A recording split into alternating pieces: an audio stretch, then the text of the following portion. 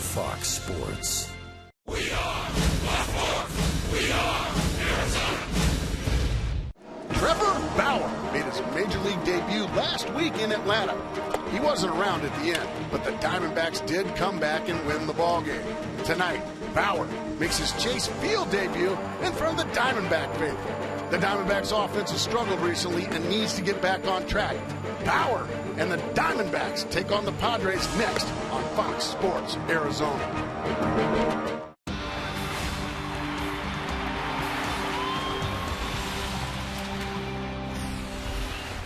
We are home in the great state of Arizona, and baseball is ahead for us tonight here at Chase Field as the Arizona Diamondbacks and San Diego Padres get set to play Game 2 of this 3-game series.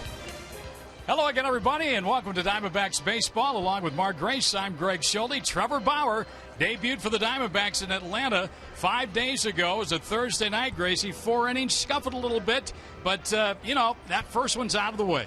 Yeah, and he did what a starting pitcher is supposed to do, Greg, and that is keep his team in the ballgame. He didn't have his best stuff. He was bothered by a groin injury, and he ended up pitching 4 innings, gave up 2 runs, but the Diamondbacks were able to piece some offense together, come back and win the ballgame. He showed me some flashes of really good stuff, though, Greg. 95-mile-an-hour fastball and some off-speed pitches that you're really going to enjoy tonight, folks. He said he wasn't nervous. Do you buy that? No, I don't think. I think if you're a human being, you're going to be nervous. But can you channel the nervousness into excitement or fear? I think this kid can channel it into excitement. Well, he is debuting at Chase Field here tonight. We had a chance to catch up with him and ask Trevor Bauer about pitching his first game before the hometown folks. I expect there to be a good crowd out here. There always is out here at Chase Field, and every time I've been here, whether it be after the draft or just as a casual fan growing up, they've always had good fan support. So looking forward to going out there and pitching, hopefully just giving the team a chance to win and performing like I know I can, and it'll be fun. Well, Trevor can pitch as well as he possibly can, but Gracie, the Diamondbacks need to get him some runs. They have really been struggling over their last 3 ball games. Yeah, the last 3 ball games, the Diamondback bats have gone back into the deep freeze. It's been a roller coaster for the offense this year. Very, very hot and very, very cold. Unfortunately, for the last 3 games, it's on that cold streak. The Diamondbacks need to get going, especially the middle of that order. Justin Upton has gotten a little cold again, but now they're riding Paul Goldschmidt. Paul Goldschmidt, let's see if he can score some runs, because it doesn't matter how well Trevor Bauer pitches. You still got to score some runs. Well, the Diamondbacks and Padres getting set for game number 2. When we come back, Brad Steinke will take a look at the Trevor Bauer pregame workout routine. D-backs Padres coming up. Stay with us. Trevor Bauer on the mound for the Arizona.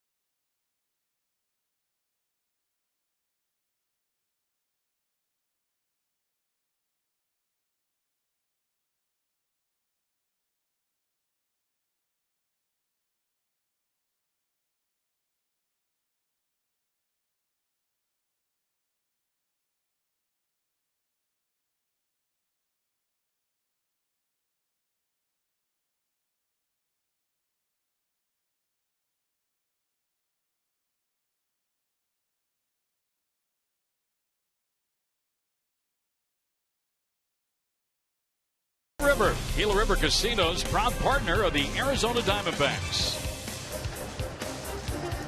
And welcome back to Diamondbacks baseball, game 2 of this 3-game series against the San Diego Padres. And the Bauer Hour is almost upon us. The much anticipated, long-awaited home debut of the phenom, rookie right-hander Trevor Bauer, the number 3 overall pick in last year's draft. He got his major league debut against the Braves last week. But the most unique thing about this young man, perhaps, is his pregame warm-up. About 200 fans out there in the bullpen watching him stretch, go through yoga, the resistance bands. It is a rather complicated, elongated routine, but he's been doing it for a long time. He says he's picked up things along the way from different people he respects. The weighted ball right there, and once he's done with that, the real showcase begins. Throwing a long toss, almost pole to pole with pitching coach Charles Nagy. It is truly something to see, and you have to think that that long warm-up against the Braves last week may have had an effect. It was 90 degrees, humidity was way up there. He did not make that as an excuse, but that is what this young man has done for a long time. We certainly can assure you it's going to be exciting to watch him out there on the field tonight, his pregame routine as well. It's game 2 of the D-backs and Padres. The kid on the hill for the D-backs. Gracie and Greg have the call in just a bit.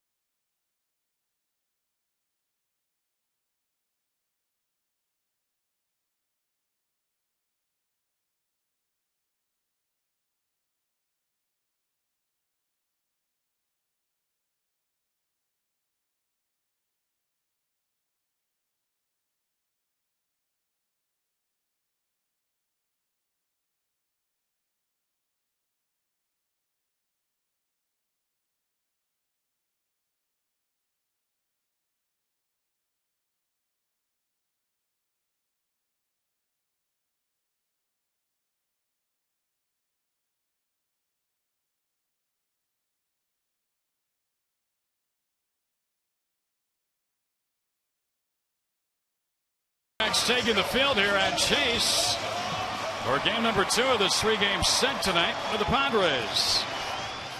And Bud Black will put a lineup against Bauer that will look like this.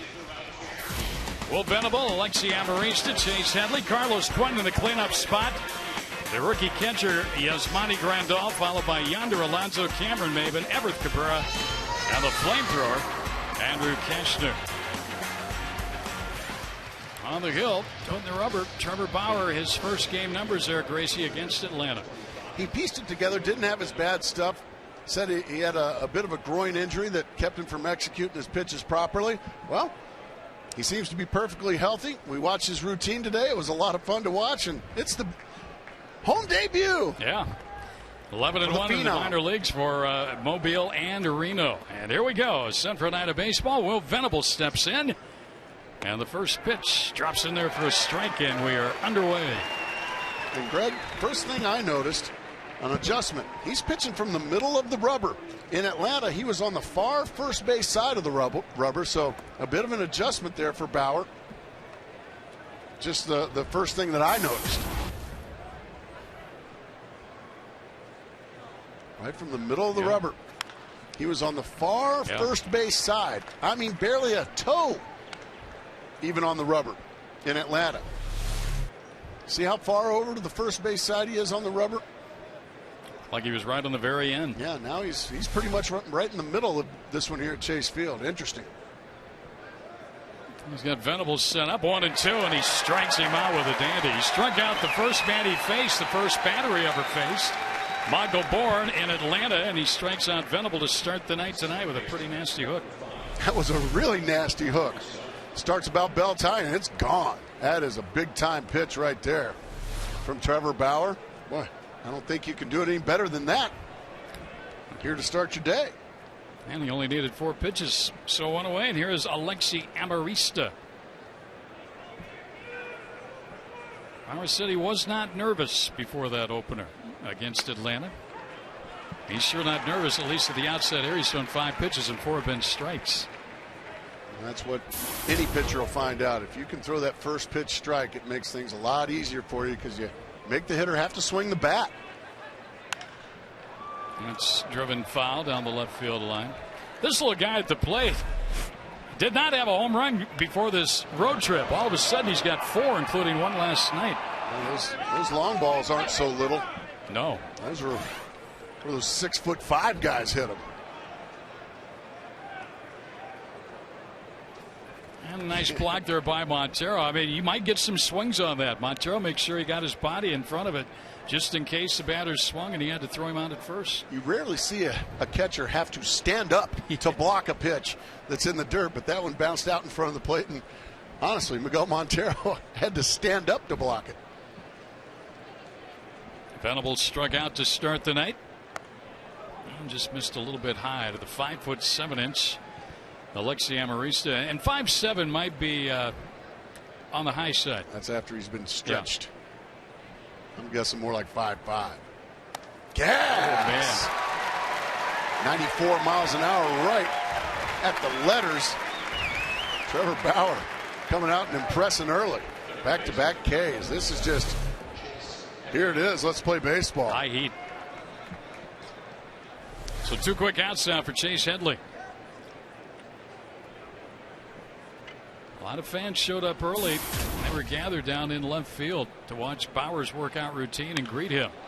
That's hooking down the right field line and foul into the bullpen area. At home run distance, but it's just one quick strike. And once again, for the 3rd time, Trevor Bauer jumps ahead 0-1.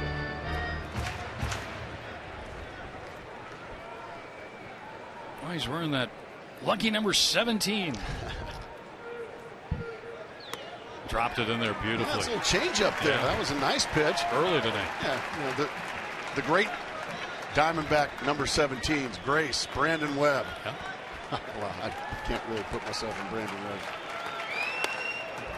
Not a bad 0-2 pitch there. Up, see if you can get another high chase. Well, he's got a chance to strike out the side. Listen to the crowd. Yeah, they're getting behind it early. I like this. Yep. Oh, man, what an inning for Trevor Bauer. How about that? Strikes out the side. Feel the Bauer indeed. That's impressive, young man. 1, 2, 3, go the Pods.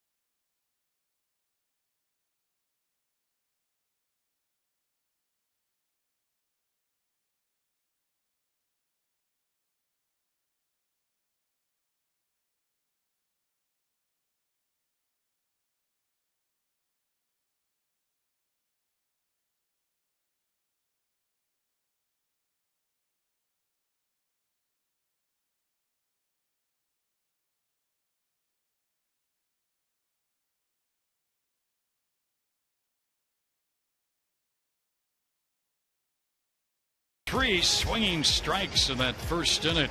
Let's take a look at the Mazda starting lineup for the Arizona Diamondbacks. Stephen Drew back in the leadoff spot, followed by possible all-star. Vote for Aaron Hill, Justin Upton, Jason Kubel, Paul Goldschmidt, Miguel Montero, Chris Young, Jeff Blum in there tonight. Batting eighth, playing at third base, and Trevor Bauer batting ninth and pitching.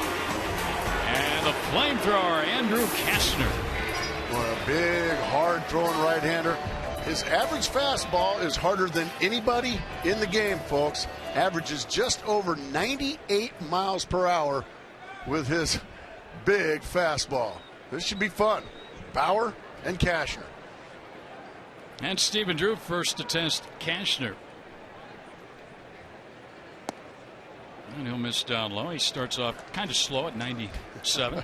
You're going to see those flames rise up all night in your upper left-hand corner tonight here, folks. Drew hits a towering fly ball to pretty deep center field. Back goes Maven at the wall. He's got it. One down. Boy, Drew hit that ball very well. And Maven caught it right up against the wall. As you said, he hits it awfully hard. He hits it about 410 feet out there to left center field, but you got to go 413, and Maven runs it down right in front of the wall. Allowed first out.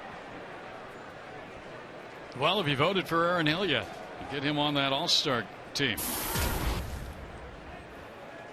You have until 1 p.m. on Thursday, Arizona time, to try and get Hill voted on. Diamondbacks and their fans. That's some good news today. Chipper Jones has been named to replace Matt Kemp, and they're not going to fill that fifth spot. Jones is one of the candidates to be selected by the fans. I just think he should have been in there anyway. Just go ahead and take him somehow, some way. Just have some kind of a grandfather clause. The all-time greats, man. You know it's their last year. Bring them along. So they're not going to add a fifth player. It's down to 4 now. So you got, of course, Aaron Hill with Michael Bourne, David Freese, and Bryce Harper. Well, vote for the deserving one, folks, all across the country. Aaron Hill. Here's a 3-0 on Aaron Hill right now. Strike one. Kastner used to be with the Cubs. Came over in the Anthony Rizzo deal. Had worked out of the bullpen. They sent him out to the minor leagues to get some starts in, getting ready to join the rotation, and now here he is. And he's swinging a miss. And not really looking for that on 3-1. How about a 3-1 changeup from a 98-mile-an-hour throwing rascal?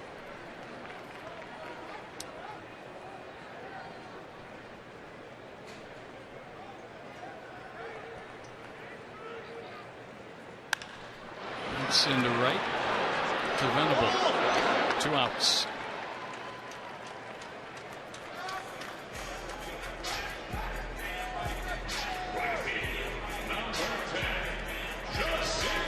Padres defensively, and it's the same as last night, save for the pitcher.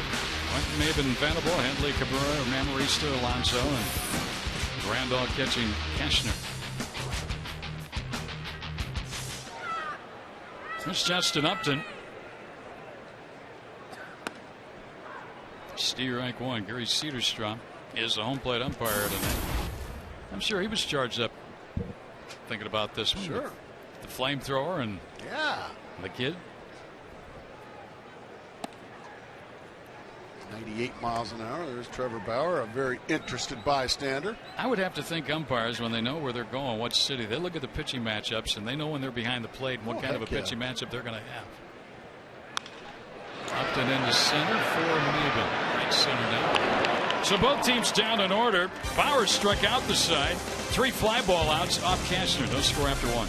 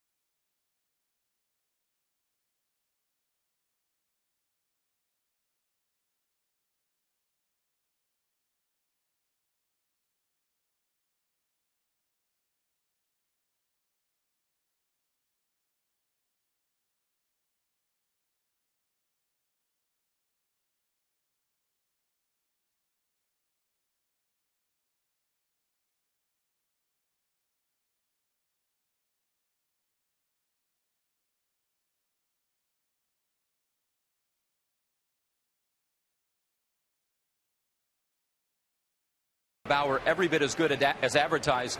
Interesting, earlier today the D-backs showing their unity, trying to rock the vote for second baseman Aaron Hill with their T-shirts that all the players were wearing, most of the coaching staff. Fine Hill vote. Of course, you can still log on to MLB.com and also DBacks.com to vote for Aaron Hill. You guys mentioned earlier Chipper Jones is out of the running, so all of his teammates are voting. They're excited to support him. What was funny was he didn't know if he should put on the shirt. You know, he's not a real self-promoter, and he decided that he, too, would wear the shirt. So he's all in, guys. Well, good for him. And good for his teammates. Yeah. And hopefully he shows some support. He deserves to be there. Yes, he does. Trevor Bauer to work in the second inning against Carlos Quentin. He starts with a strike. Quentin questions it. Bauer threw 13 pitches in the opening frame, and 9 were strikes. Once again, Trevor Bauer back on the far first base side of the rubber. Interesting. He's just going to gas. Yeah, I guess depending on where he's trying to locate the baseball, that's where he's going to stand. This one inside corner. Carlos Quentin comes up empty. I guess if you're a hitter, you tend to watch now his tendencies when he's in the middle and when he's on the end, right? Yeah. Tried to get him to chase up high. A lot of times, pitchers like Bauer like to show you that high fastball and then start a curveball on that same plane. Let's see if he does it this time. He sure did, but he just, once again, Montero had to stand up to block that ball because he bounced it so far out in front of the plate. Usually you have to drop to your knees. He has to stand up. Yeah. Poor Miguel. So the Cats run to 2-2 on Quentin, Grandal, and Alonso here in the second inning for San Diego. Trevor Bauer's home debut. And a chopper. Nice play by. Nice athletic play there by the youngster. What a way.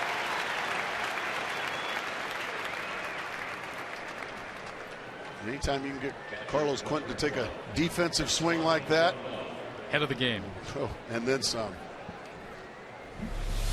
You can see it's a curveball that hangs, but he just takes a nothing swing at it.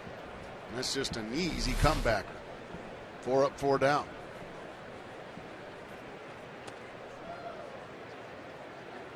As Monty Grandal now, the rookie catcher. That's the first time he's fallen behind a hitter here this evening. Back to the middle of the rubber against the left-handed hitting Grandal. Gas right to the inside corner. Good pitch. Let's take a look at Trevor Bauer from right behind home plate. That's just fastball right back to the inside corner. 1-2. Throwing a lot of strikes early on. It's good to see. I mean, that's just no nonsense baseball. Right above the belly button. Strike 2. And he's back to the end. He's back to the middle of the rubber. Still up again. Yeah, still having trouble getting that curveball where he needs to get it.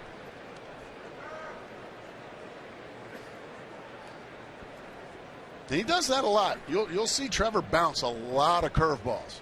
It's better than hanging them. Yeah, oh yeah. I think he might have gone. No, says Adrian Johnson. That's the pitch that he struck Amaris out swinging in the first inning. It looked like it was awful close. The Diamondback bullpen sure is giving it to Adrian Johnson down the third base line.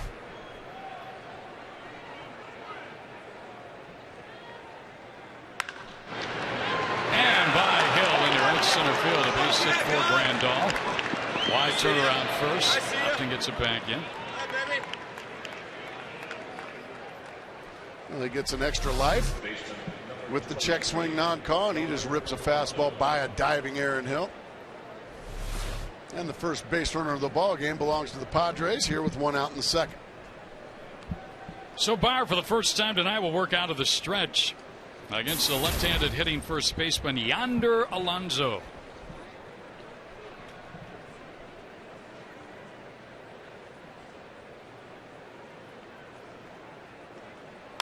And a drive. That's 2-0 San Diego.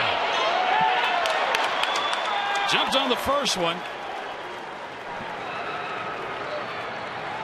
And the Padres have jumped on top of Bauer and the D-backs. He got to a fastball in. That's only his third home run of the year. And Yonder Alonso hurts the feelings of Trevor Bauer. Fastball in. He got to it. It came right back to middle in. There was no doubt about that one. 2-0 Padres. So single and home run after a routine out to start this inning, and now Cameron Maben.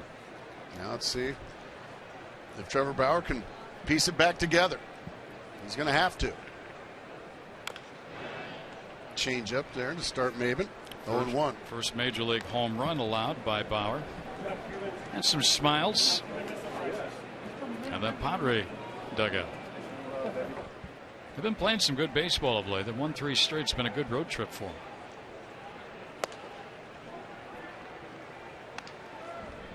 Maben had a blast and a half here last night. Oh my goodness.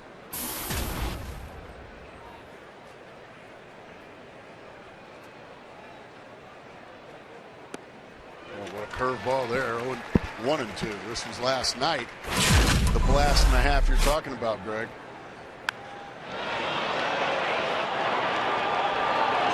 Into that second area, second level of picnic tables. 485 feet. Fourth longest in the history of this ballpark. Adam Dunn, 504. Richie Sexton, 503. Tony Clark, 486. And then Maben. Chris Young, a long time ago. You're not on there, Grayson. Nah, I would have to hit a ball twice to hit it that far.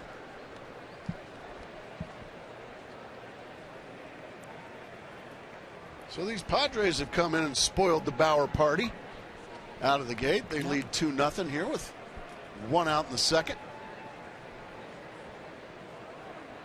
Trying to retire Maben. And a chopper foul.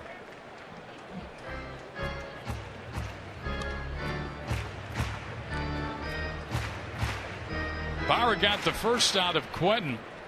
And then on a 3-2 pitch, Grandal singled to right center. And then Alonso first pitch swinging. Left the yard into right field.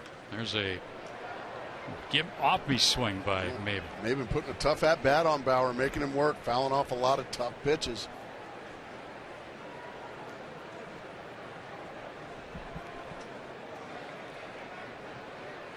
Maben's home run last time was only his 4th of the year. Padres have hit 4 home runs in the 2 ball games. Take a seat. 4th strikeout for Bauer. First call, 3rd strikeout. Well, he recovers from that long ball. He comes back and strikes out Cameron Maben. It's a batter after a home run like that, Gracie, where a manager and a pitching coach will see how that pitcher responds, especially a young pitcher. Bauer responded well. Everett Cabrera, switch hitting shortstop, strike 1.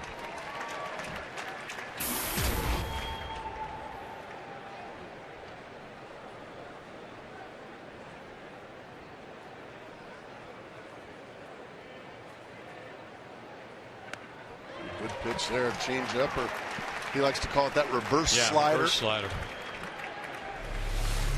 Whatever it is, it's a pretty good one. Like a screwball. Yeah, it's got a little harder. Yeah. Fans getting into it again. Oh wow! What a 0-2 pitch that was. Just introducing myself to you, Everett. Somehow, some way, this ball misses him. I don't know how. He's glad it did. There's another bounced curveball.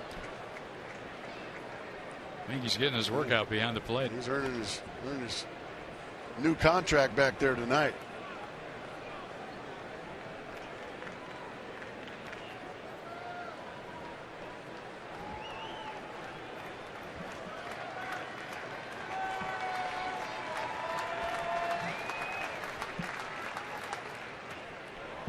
Nothing doing. 3-2.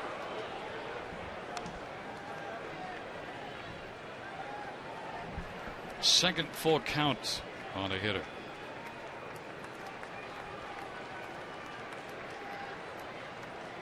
Little mind games there. Cabrera going to step out now on him, make Bauer wait.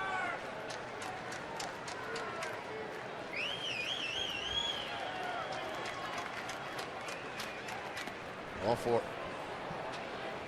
So he lost him, and now the pitcher will come up. Yeah, that's a sloppy walk there for Trevor Bauer. You jump ahead of a guy 0-2. And then you miss. And now you put speed on the bases, and also you bring the pitcher, so now the Padres can clear the pitcher and start. And if Cashner does make the out here. Keep in mind he only threw 13 of those 40 pitches in the first inning. So it's just a bunch of extra pitches that he probably didn't need to throw by trying to strike out Everth Cabrera instead of just get him out.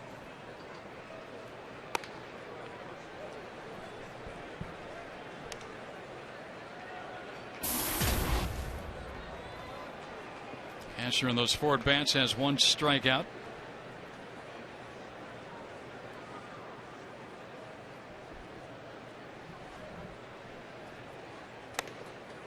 He's falling behind the pitcher 2-0. Now all of a sudden he's missed with 6 straight.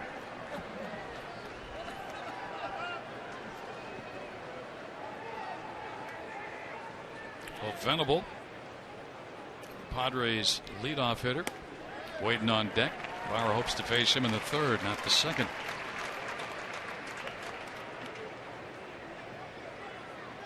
So he's back in the countdown, 2-1. 2 in the inning on a home run by Alonso. Runner takes off, swing and a miss. Montero's throw is not in time. That's about the last 3 or 4 throws now we've seen from Miguel Montero. They've faded to the first base side, which means he probably either is not getting a grip on it very well. Can you see it? See, a good throw's probably got him. That ball was a good 10-12 feet up the line.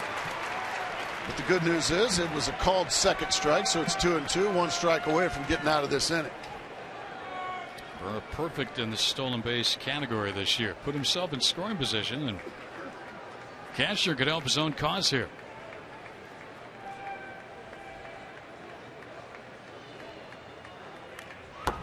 He took a rip at it.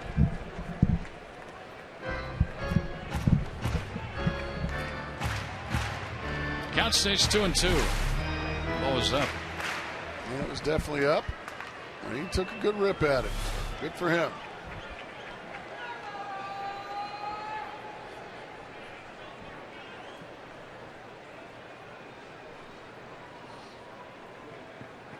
He's back on the very edge of that rubber again.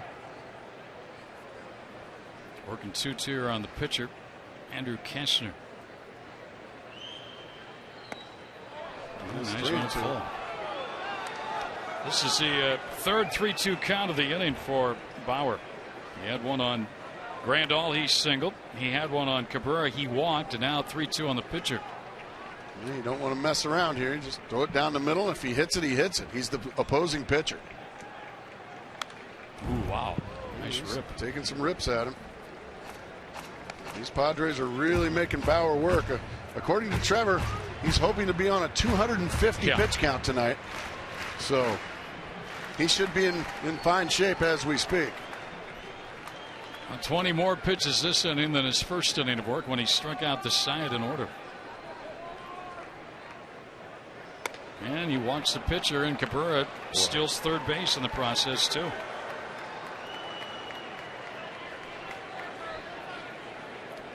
So it's been a tough inning for Bauer here, a long inning. Now they're going to have a little conversation with their young phenom. Again, we talk here, Gracie, about limiting the damage. The Padres have gotten 2. They've got a chance for more, so it becomes very important for Bauer here to get this 3rd out and retire Venable. Well, certainly, and you also hope that when he had that man, Everth Cabrera, 0-2, you hope that he wouldn't walk. It's been 10 or 11 more pitches because of the walk to Cabrera. Now, yeah, you'd love to get out of this with, and certainly you can get out of this with just a 2-run inning, but he's had a little more stress to his evening that he didn't need. He misses low ball one. Venable started the ball game by striking out.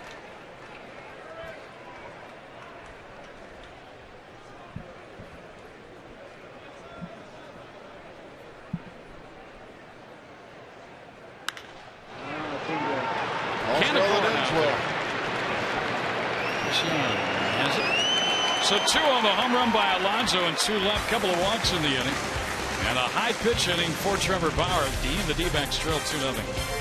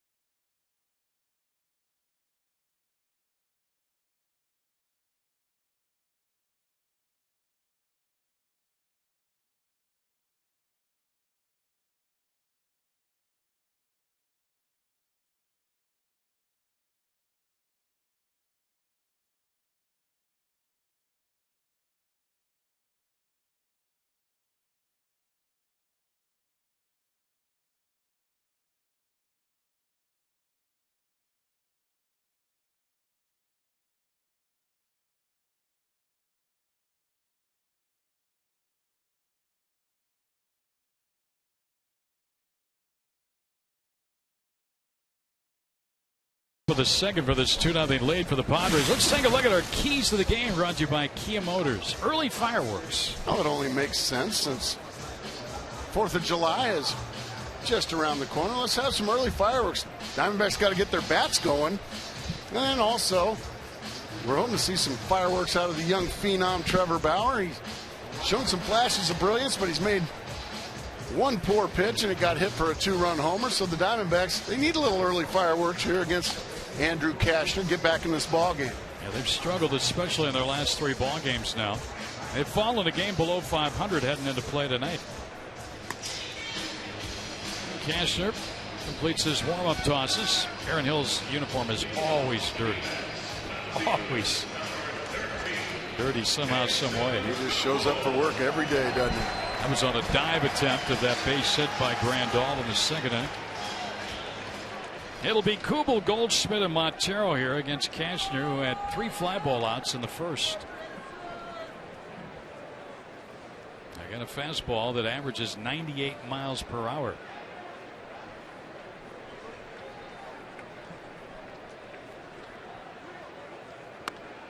Good fastball there.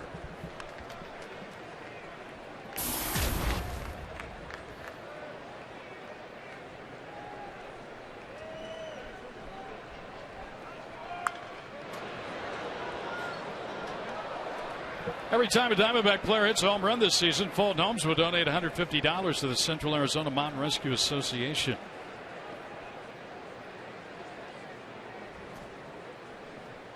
Kubel, a high chopper. Amarista comes in. Field 6. Throws out. 1 down. And that's the other thing. When you're the opposing pitcher and you come into all this hype and you realize that the other guy, Trevor Bauer, is getting a boatload of the attention, and deservedly so. He's the phenom. Whereas the opposing pitcher, like, well, I'm going to give him something to talk about. I'm going to give him something to write about. So far, Cashner has been really good. And he starts Goldschmidt out with a strike. His last outing was really good too, wasn't it, Greg? He retired 19 of his first 20 batters faced. Worked 6 in the 3rd innings. That was against Houston. Didn't allow a hit to the Astros until 1 out in the 7th. Carlos Leach single. That was followed by a 2-run home run by Brian Bogusevic.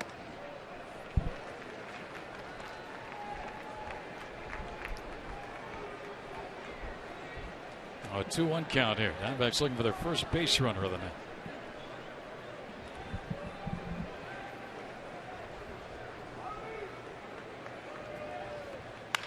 And there's a hit. Goldschmidt just continues to swing a toward bat. Kind of just what he's been doing, huh? All you other guys can go ahead and make outs. I'm just going to continue to get at least a couple, 3 every night.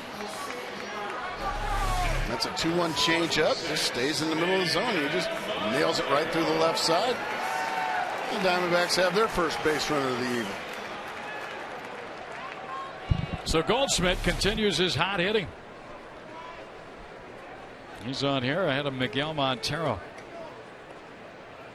He's had a heck of a first half. Look at that, Gracie. 300 for the batting average. Good for him. You're hitting 300 at this juncture of the season. We're almost That's this is legit. game number 80. So That's tomorrow's legit. the halfway point. You've done yourself very proud. Yes, sir. We've seen Goldschmidt steal some bases as well. Got one last night. 7 for 8. Montero's got 43 runs batted in this year. He's hit 8 home runs, a couple of here. 2-0. Back-to-back changeups have missed. A lot of times it changes for a pitcher that first time out of the stretch. It's very true. You give him something else to think about out there besides that catcher's mitt or besides executing the pitch. It's just a different rhythm.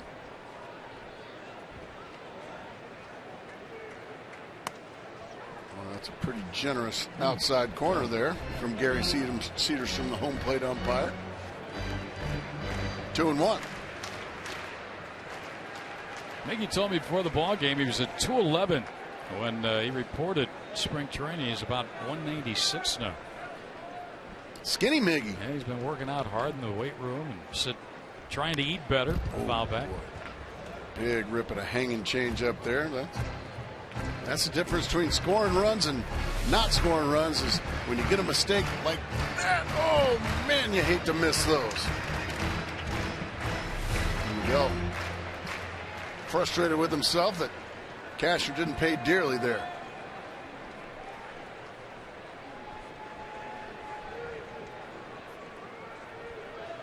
Montero, the tying run to the plate here in the second.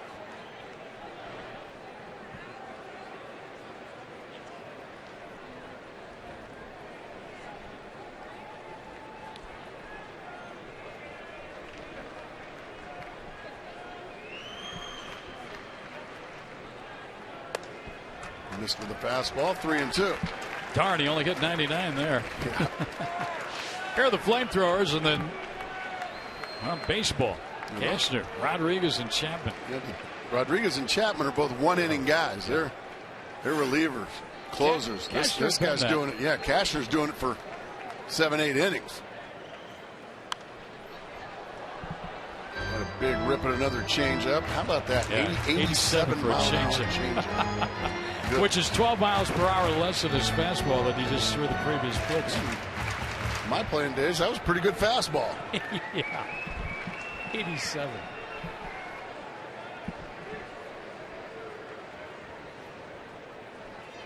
Coming in with a heater. And Goldschmidt's running to throw down, and he's got a steal. Number 8.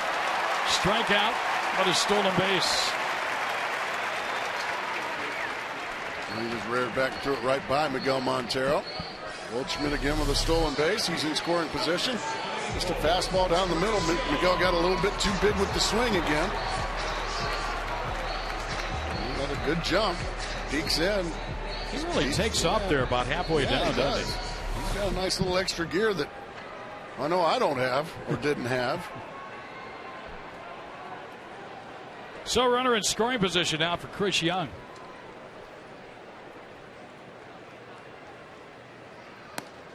Good fastball outside corner. Now, Young has only had 4 career at-bats against Cashner, but he's got 2 hits, including a home run.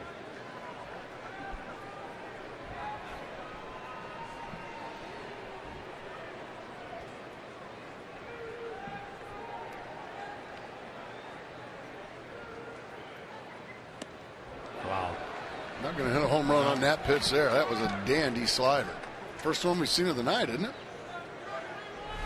Why don't you just slide right on down? Goodness. Right away from the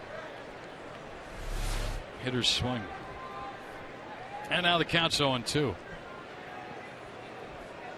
So now you got to think about that flamethrower he's got. You just saw a slider. You know you got the change. Sounds like fun, doesn't it? Yeah. Want to grab a bat? No. These guys make me very pleased to be retired. Oh, man. He got caught looking for that same slider, didn't he? 1 hit, 1 left. After 2, the Padres on an Alonso home run lead at 2-0.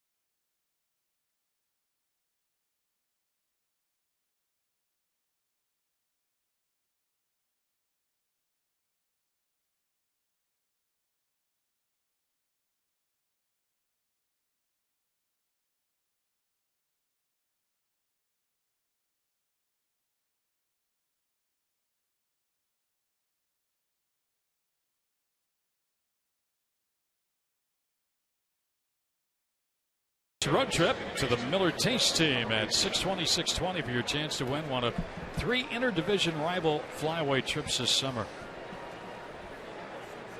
No big holiday tomorrow, Gracie. 4th of July, Independence Day. That's one of my favorites. Yep. Well, it's right in the middle of the summer. Bring the kids out to the ballpark. Well, it's sold out Kids tomorrow. love Sell-out game tomorrow night. How about that? Fireworks afterwards. Trevor Bauer will go up. There's a shot to right, Upton back, and leaps and makes the catch.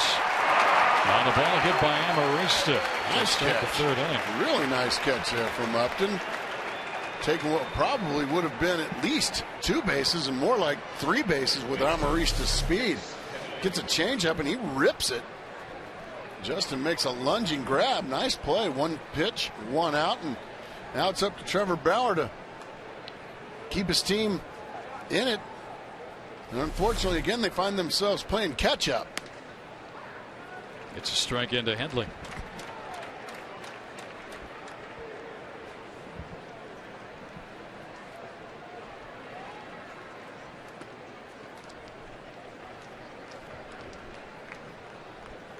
One and one on Headley. Bauer struck out the side of the 1st inning, had 1 strikeout in the 2nd.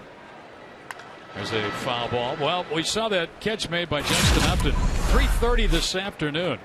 Eric Young was out working with Justin on just that sort of thing. Going back on the ball, working in the outfield, making catches, getting with good a little jumps. Tiny glove.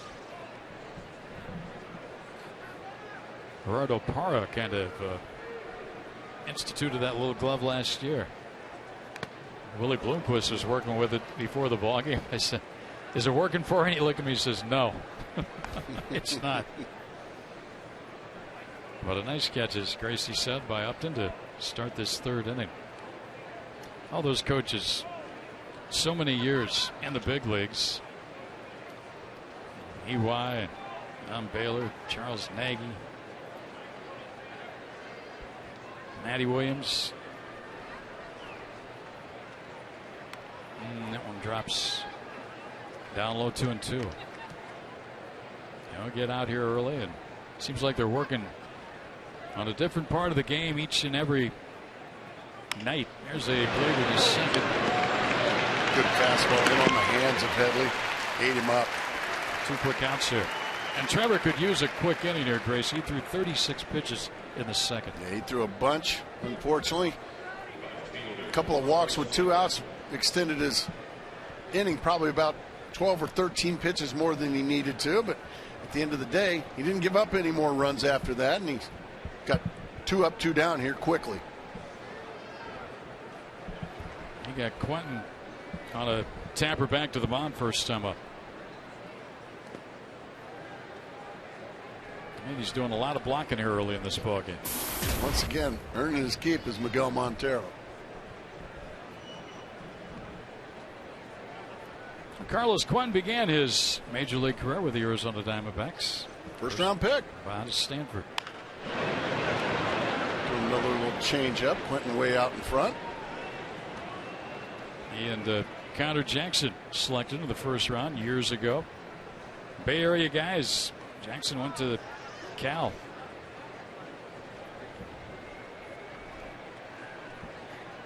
1-1 strike.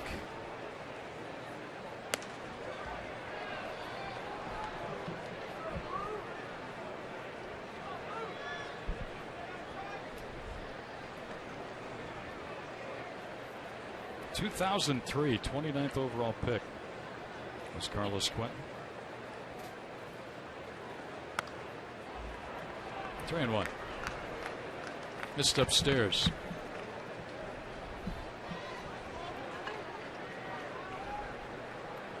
Bauer walked 2 in the second inning. And he walks Quentin here with 2 out in the third. Yeah, you hate to get in that habit of 2 out walks. You're 1 pitch away from having a nice quick inning. You end up walking a guy.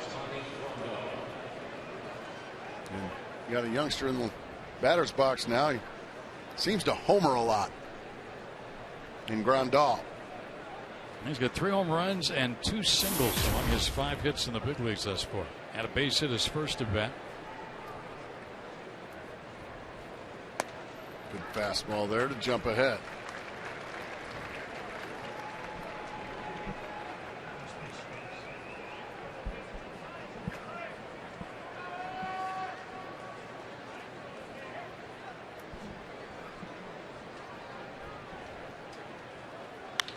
Shot, scooped by. Not the city caught it. Tim McClellan says, "Don't bother throwing it first. I'll give it to you." Here's a catch. A walk, 1 left. Bottom of the third. 2-0 San Diego.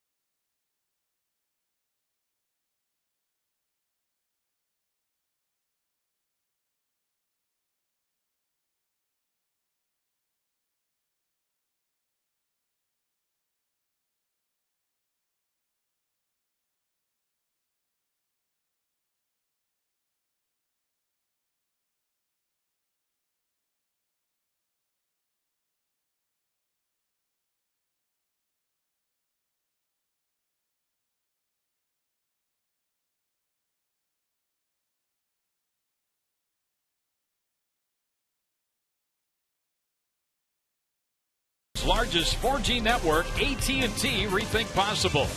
Mazda, brought to you by Mazda. We believe if it's not worth driving, it's not worth building.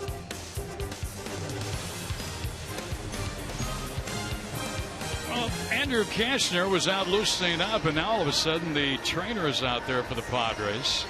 Well, this is awful news for the Padres. Not sure how bad his arm could be hurt, and he just struck out Chris Young with his last pitch was 101-mile-an-hour fastball. All of a sudden he's pointing at his lat area. Let's see if we can see anything here, Gracie. This is his last warm-up pitch. He just kind of floated it. And kind of flipped the arm up and looked immediately into the dugout. Yeah, boy, this is awful. You just hate to see this. A talent like this. You know, what is it about the Diamondbacks and Kashner? He did the same thing last year, didn't he, Greg? At Wrigley Field against the D-backs when he pitched. And one of the DL. At his right lat area.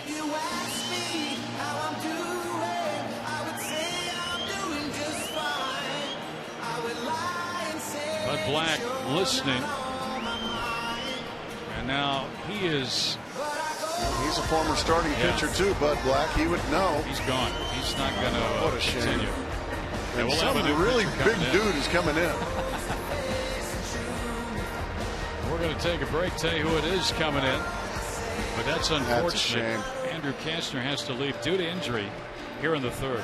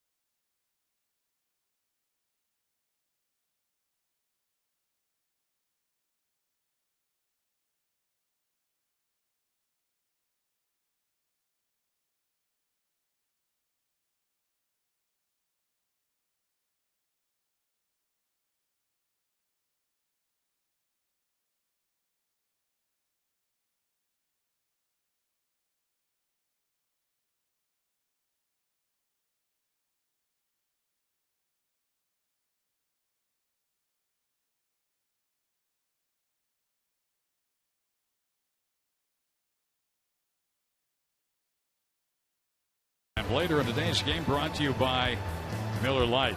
We have a delay here as the Padres have changed pitchers. Aaron Hill, he's trying to get to the All-Star game in Kansas City. Well, you can vote you and Aaron too. They're kind of comboing it. The Texas starting pitcher and Aaron Hill, the Diamondbacks second baseman. Have you seen Yu Darvish pitch yet? I have. I've seen him on television. We didn't see him in person. He's pretty slick. Good. Yeah, he's pretty slick, and so is the second baseman for the Diamondbacks. So send them both. Come on, folks, vote. Well, let's hear from one of Aaron's teammates, Willie Bloomquist, about why Aaron Hill should be an All-Star. If you look at his numbers, he should be really the starting second baseman, and you know, guys that fans that have seen him play all year here know that he should be the guy there. And it's unfortunate that he even coming down to a vote like this, but he deserves it. He should be there. So if you guys are contemplating voting out there, get on the computer and vote. He needs it. That's a good teammate sticking up for another. Let's go down to Brad Steinke for more on this. Yeah, again, we encourage fans to continue rocking the vote. Also, good news for Aaron Hill. He was asked by the Hall of Fame in Cooperstown to send those spikes where he racked up his cycles earlier this year. He said anytime the Hall of Fame asks you for anything, you send it to him right away. So good news. His spikes heading to Cooperstown. Hey, anything you can get in Cooperstown, you say yes. You got anything in there? I'm sure you do. I have. Yes, I do.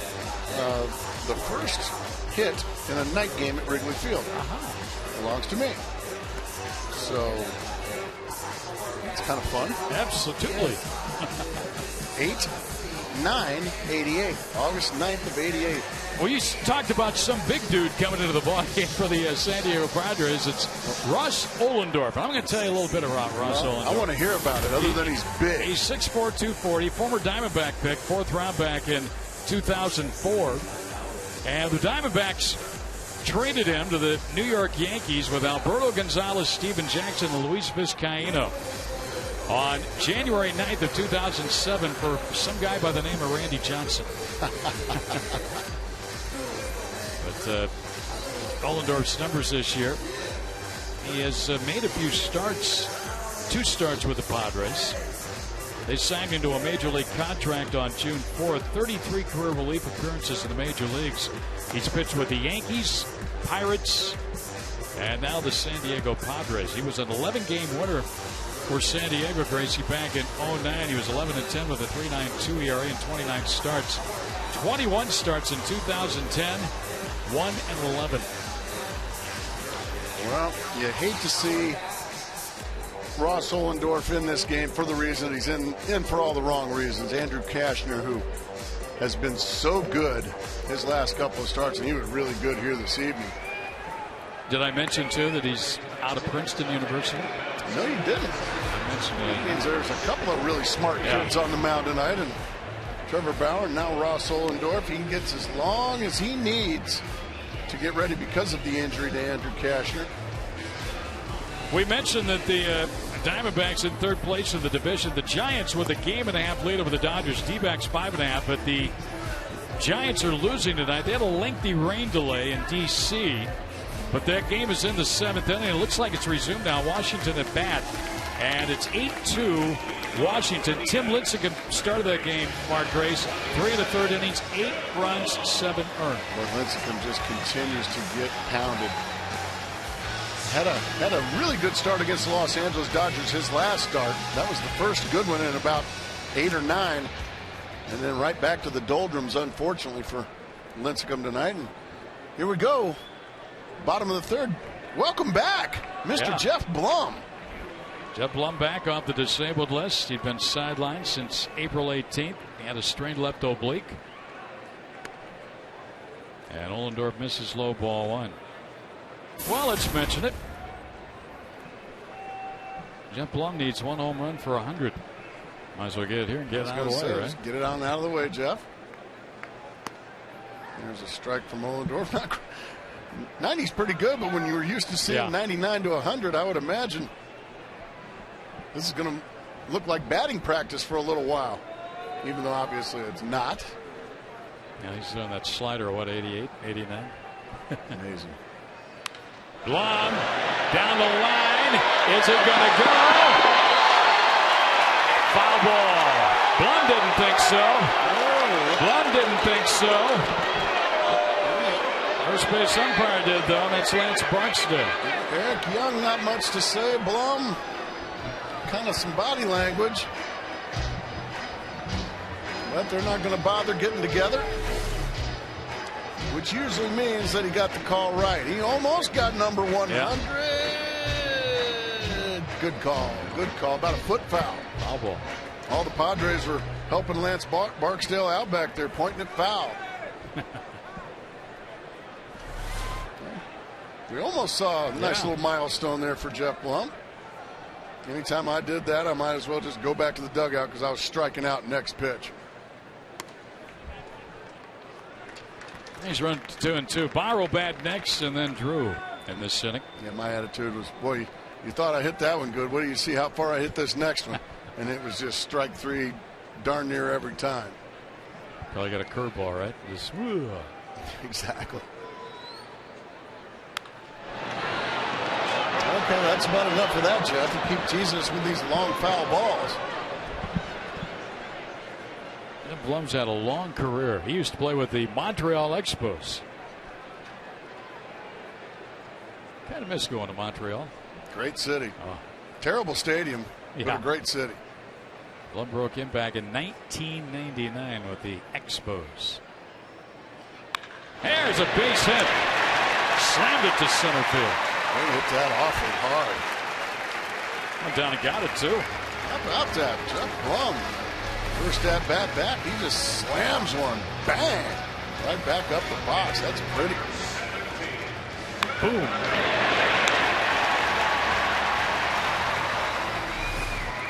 Well, let's see how well Trevor Bauer can bunt. We're about to find out. Bauer was 1 for 23 in the minor leagues. He had 2 sacrifice bunts in his time with Mobile and Reno. And he lays off ball 1.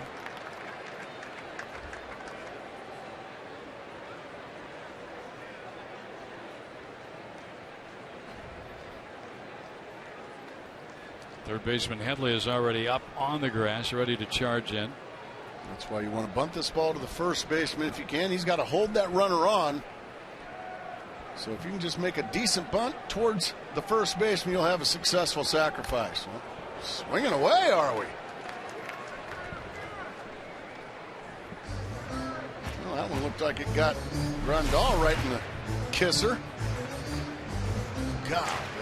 We saw that happen to Montero last night by Grandal on a swing and a foul. Yeah, I would imagine Trevor Bauer might not know the signs. He's only been here less than a week. And I think Matt Williams says, son, in your professional career, you're 1 for 25.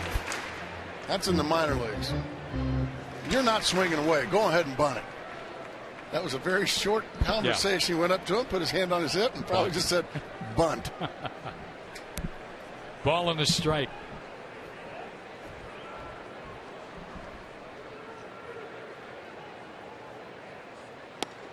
He wasn't bunting that time. I guess I don't know Matt Williams like I thought I did. 2-1 the count. Looked like he was like, what's going on? Hey, there's a lot of things we don't know about this kid. Yeah, we're learning. Heck, we might not know he can hit a ball in the gap.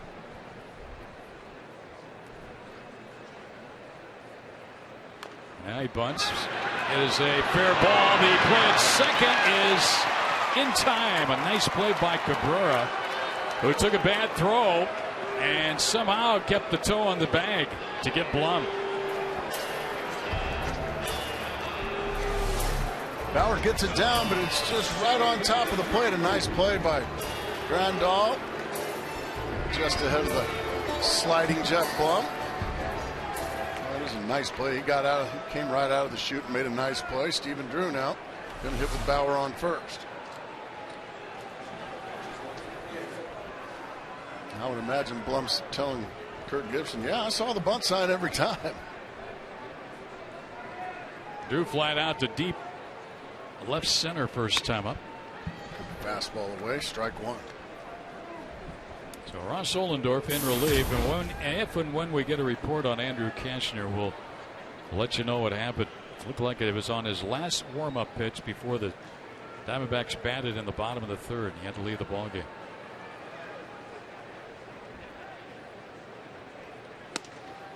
Just missed with a little slider. Now Ohlendorf this year, lefties have hit him at a 321 clip. Right-handers 367.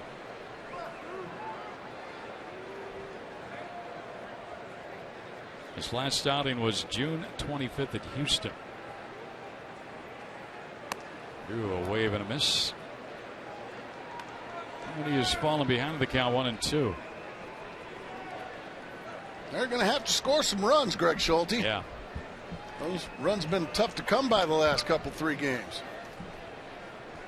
They've been hitting so well here at home and scoring a lot of runs. Last night, not much and nothing right now through 2+ innings tonight. Second time around here. And it might not be easy because these guys all faced a guy throwing near 100 miles an hour, and this time they're facing significantly less fastball from Ohlendorf. About the same side as Cashner, but 8 or 9 miles per hour less on that fastball. 100 mile an hour doesn't grow on trees. Drew lays off. A real good take right there. Good patience from Drew. We've seen that from Stevens since he's been back, haven't we, Greg? Yeah. It's going to take him a while, I'm sure, to feel comfortable again. He's only had 17 at-bats since being activated off the DL and almost missed a year. And a fly ball, pretty deep left field. Back in the warning track, back in the wall. Quinn reaches up, makes the catch, crashes into the wall, and gets it back in, and Bauer returns to first base. Drew gave it a ride for the second time, and Quentin makes the grab right at the wall. You can't get a break in Stephen Drew. He took it to the wall in left center field. His first time up, this time to dead left field. A really good play there by Carlos Quentin, making a sprawling catch, hitting the wall, and getting it back in. And that's our Chaz Roberts air conditioning cool play of the game right there. Well, if he doesn't get that ball that hits off the wall, he probably have second and third. Bauer did a good read. And most likely, you're right. Nice play by Quentin. Over to first base. Now Hill riding his 17-game hitting streak here at Chase Field as he steps in. Into the dirt, blocked by Grandal. Bauer started and stopped. You could hear Eric Young say go down there, but you can tell somebody all you want. When you haven't run the bases much in your lifetime, that's just a lot to expect. And he's been nothing but a pitcher. Yes, sir. Now they've dropped behind him at first. Down the line, but foul by Hill.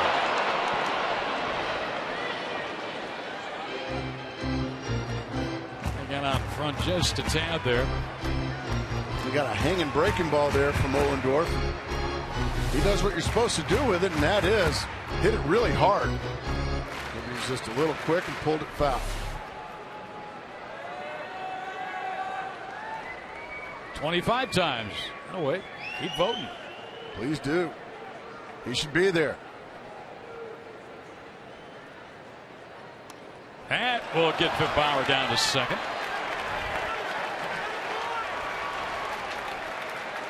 That's a really wild one. Looked like he just kind of pulled that there. Well, I think what happens, Greg, a lot of times when you throw a guy a breaking ball and he slams it hard, just foul, you're thinking, okay, I'm going to throw him a fastball, but I really don't want to throw it in the zone, so you end up just overthrowing it. And like you said, he just yanked it about 3 feet outside, and Grandal had no chance. Now a base hit will get the Diamondbacks a little closer. Looks to me like Trevor Bauer can run a little bit. Yeah. Pretty athletic gait. Popped up. First base side's going to end the inning. Alonso on foul ground. Has it. So the Diamondbacks failed against Ohlendorf in his first inning. We're 3 in the books here. 2-0 Padres.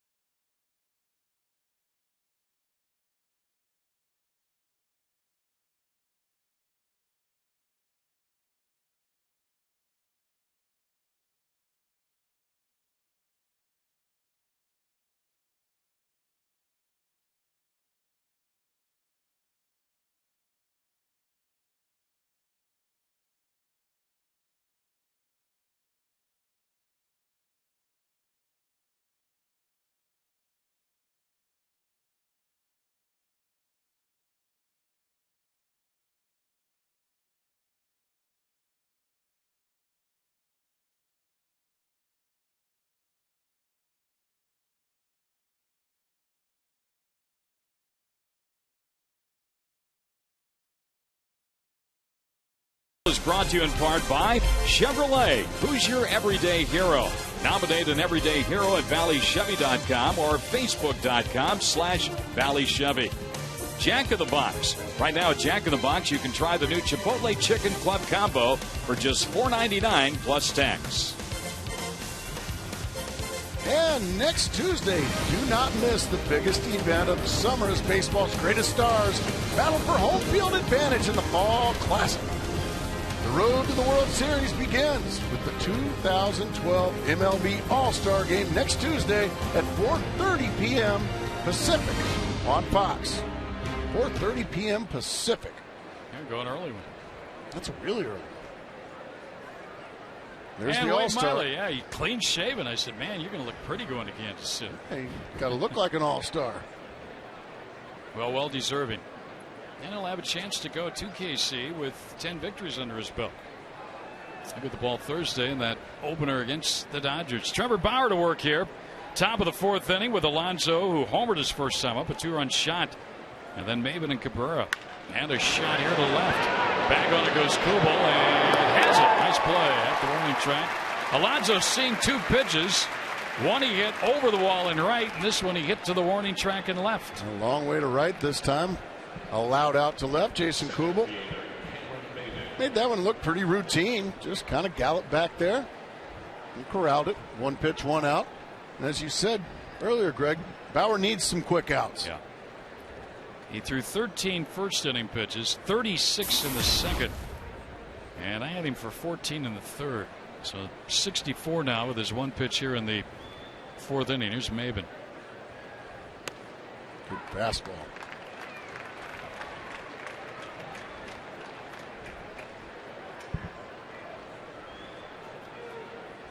Maven first time up, took a called third strike. Bauer has struck out 4, walking 3. And the 2 hits, single and a home run.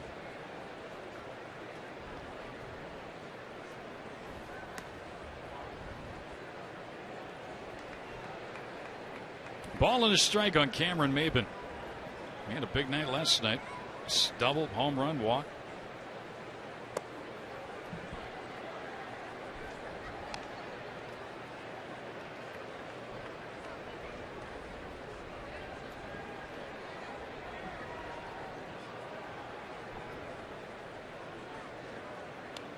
He's fallen behind 3-1. Once again, if you do end up walking, maybe you're dealing with a guy with a lot of speed. You hate to walk speed. Hate to walk anybody, but especially speed. And that's in front of Young. On a 3-1 pitch, Maven a single to center. Well, you can live with that. Make a 205 hitter beat you with the bat, and he did just that.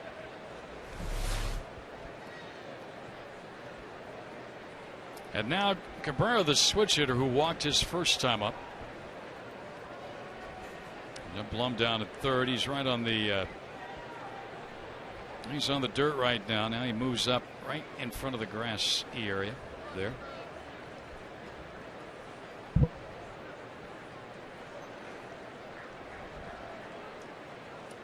Maven has been successful on 16 of 20 steal attempts.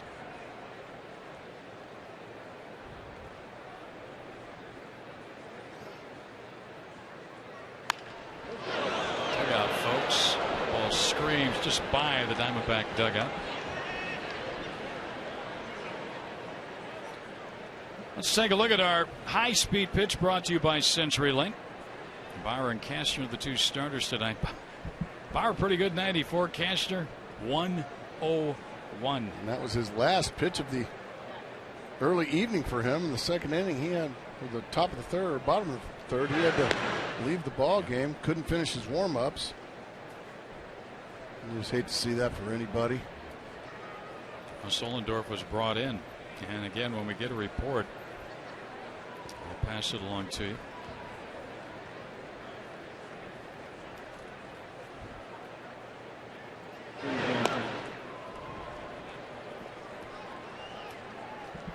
Alonso lined out to the warning track in left to start this inning, and then Maven on a 3-1 pitch, single to center.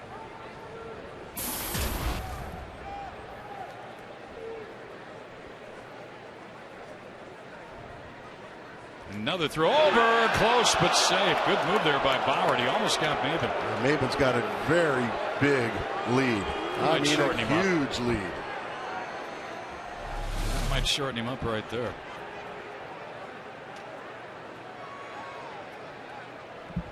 Got the call right. He got that hand in there just ahead of the tag. That's where the left-handed first baseman have a little bit more of an advantage than a right-hander. That left-hander can just let the ball travel and put the glove right where the right-hander has to kind of catch it and then reach.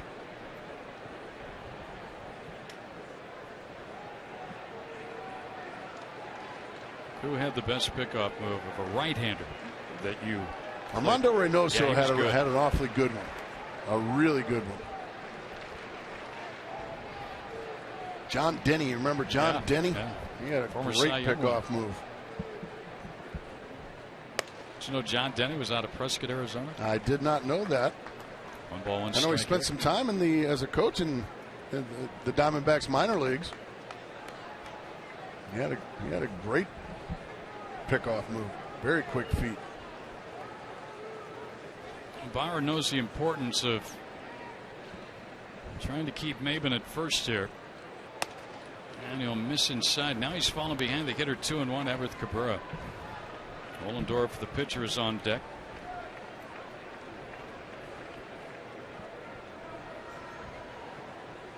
Two 2-0 Padres. They got those two in the second inning. A single by Grandal and a home run by Alonso.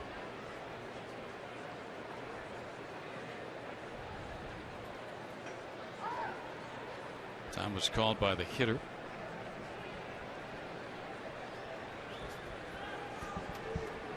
The pitch count is certainly climbing. That's a lot of wide ones compared to strikes. Cabrera to right, they'll get down. Maybe will go on to third. Looking back in, it'll be cut out by Brewer, and the Padres in business, first and third here.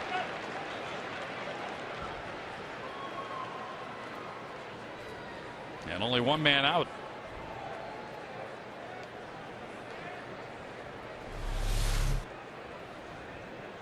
That was a change up, and Cabrera just ripped it down the right field line. 4 hits now off of Bauer. Now, the Padres have got several options here. They could use a sacrifice to bunt their runner at first base into scoring position and leave it up to Venable with 2 outs. Well, unless Ollendorf unless he's an accomplished hitter, I just go ahead and sacrifice. 0 for 4 with 2 strikeouts. And I'm thinking that's probably what they're going to do. I just go ahead and sacrifice. And he bunts. Here comes the play. Now Bauer's not going to get anybody. In his anxiety to field the ball and maybe flip to the plate, he didn't get the handle. And the Padres squeeze home a run. Maben was coming down the line. And it's now 3-0. That'll go as an error on Bauer. And that was a safety squeeze. It wasn't the suicide squeeze. Bauer could have made the play, but instead panic sets in. And anytime you panic on a baseball field, bad things happen. Well, another error for the Diamondbacks. Another pitcher's there. That's why I still firmly believe those shouldn't count against a team's defense. Now the Padres a chance for a big inning. They have 2 on and only 1 man out with a run in. And the top of the order up.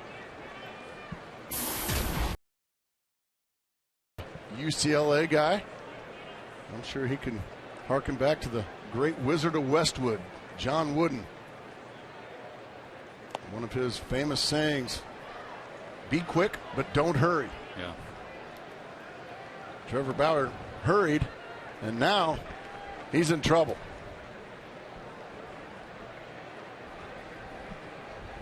That play, by the way, was ruled sacrifice bunt, E1 RBI. And Glenn Sherlock's got the phone ringing in the bullpen.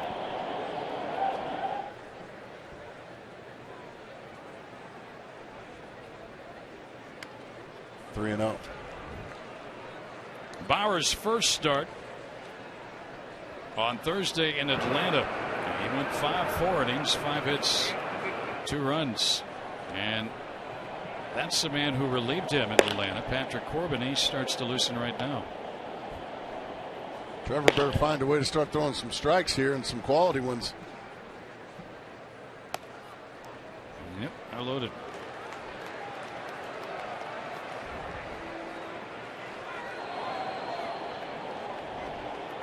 Patrick Corbin better start getting loose in a hurry. He just got up. He's only thrown a handful of pitches. Charles Nagy on his way out to the mound to buy some time right now. Trevor Bauer struggling mightily. The other problem you've got here is you've got the Padres' hottest hitter coming to the plate. And Alexi Amarista, who's already hit a grand slam on this road trip. So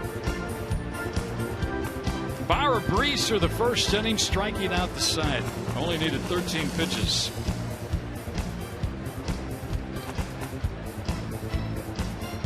Well, let's take a look at our Geico quote here. Kirk Gibson talking about Trevor Bauer. He's got great stuff. We know that. We just got to get him to apply it properly. Part of it's just by feel. Get it with your catcher and starting to read hitters a little differently. All right, now he could use a double play. This little guy can fly, so it's going to have to be hard hit at somebody. Because the bases are full of Padres. Run in. Cabrera, the pitcher, Ollendorf, and Venable, the base runners. And a base hit to left field in front of Kubel. One will score. Everybody will move up. Now the Padres really hitting the ball hard off of Bauer. I don't think Corbin's ready yet out in the bullpen, but right now Trevor Bauer having another outing to forget.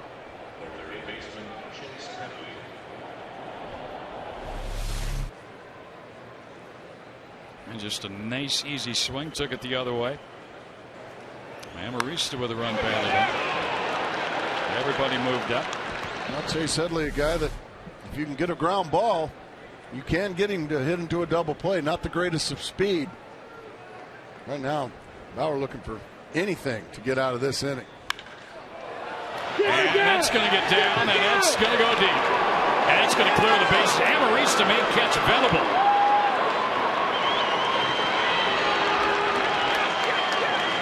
All Padres right now as they have jumped on Trevor Bauer. 3-run double by Headley.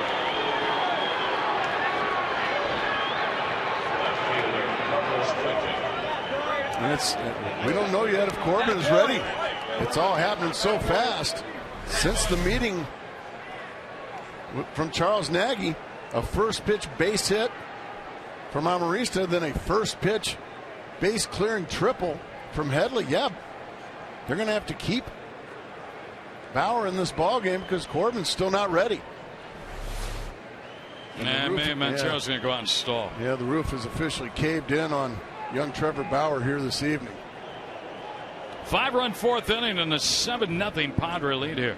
And also to his defense too, people have to understand these are the best hitters he's ever faced. Yeah. He's never faced the caliber of hitters that he's facing here in the major leagues, and it's going to be an adjustment for the young man. And like last night, his own error, a pitcher's error, has hurt him in the inning. That's exactly right. So that happened to Cahill last night. And Gibby's on his way out. So ready or not, here comes Corbin. And Bauer will leave his first home start pitching less than the 4 innings he pitched in his first start in Atlanta. And I'm sure he is more disappointed than anybody in this ballpark. So a rough outing for Trevor Bauer. And Corbin will come on. We'll take a break. A big 5-run fourth inning. Padres still batting with 1 out. Up 7-0.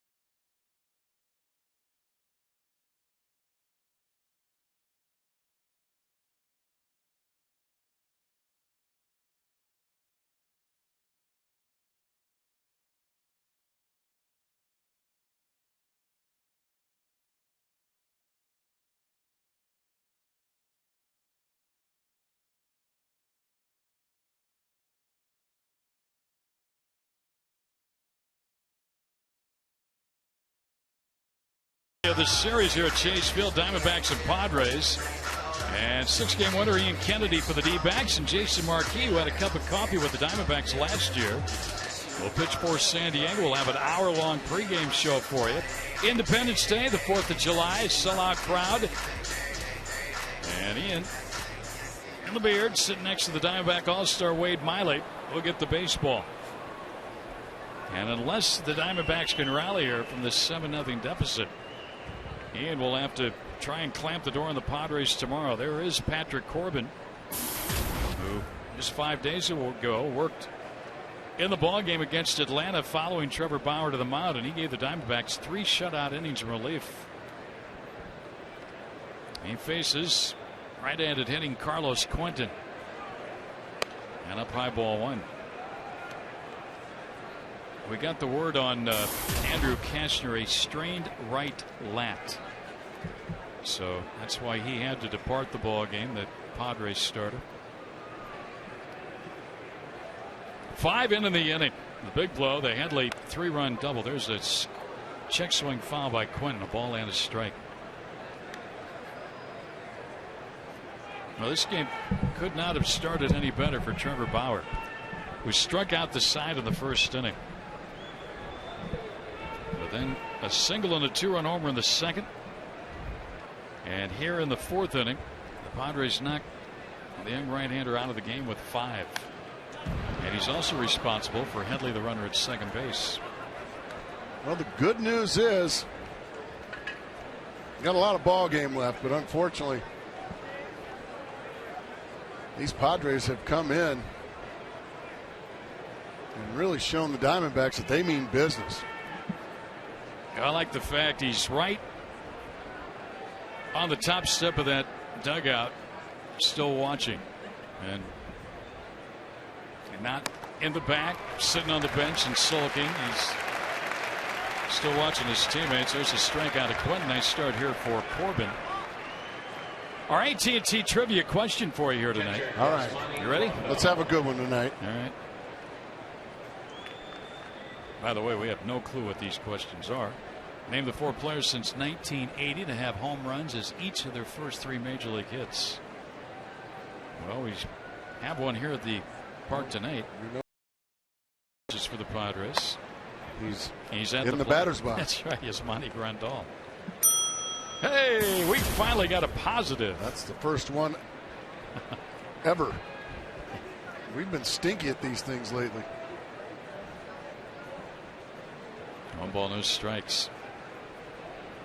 Foul back. He had a good rip at that. Well, I remember in the notes last night, Keith McDonald did it for the Cardinals back in 2000 because he was the last one who had done it before. Who's he? Randall. I have no idea, but he did it. Keith McDonald. Wait, back in 2000? Yeah. So I played against him. Maybe you played in the game he did it against. I've never heard of him. There's a strike from Corbin. Played for the Redbirds. Keith McDonald. I wonder how many career home runs a guy hit. 3. There's one guy that's still playing, we're told. Hey, how about that from Corbin? He comes in, strikes on Quentin and Grandal. But a big 5 for the Padres. Headley, the big blast, a 3-run double. 7-0 San Diego.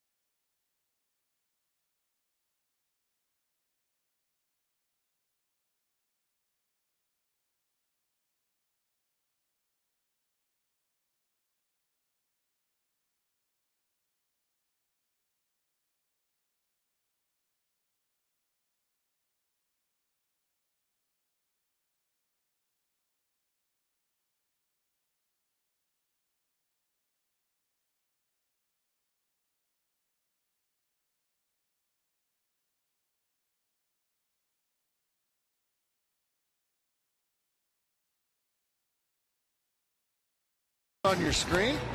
On Saturday, July 21st, the Diamondbacks are going to host the Houston Astros right here at Chase Field. 20,000 fans at the game going to take home a D-backs baseball hat courtesy of Gila River Casinos. Call 602-514-8400 or visit dbacks.com/tickets. Remember back in the day, Greg, it was called Hat Day. Yeah. Or Ball Day or whatever it was called. Whatever they were giving away, it was Hat Day. Loved it. Always tried to get my dad to get tickets. Remember the 10-cent scorecards? I do. You get the little, pencil with it. Yeah. Programs, get your program. That young man's already got his rally cap on. There you go. Fourth inning, like it. Well, like I said earlier, the good news is you've still got 6 whacks at these San Diego Padres, but you need to start chipping away. You need that. There you go, Pops. He got Dad to Come on, Dad, baby. put it on right. There you go. That's how you do it. Now let's watch a rally together here, son.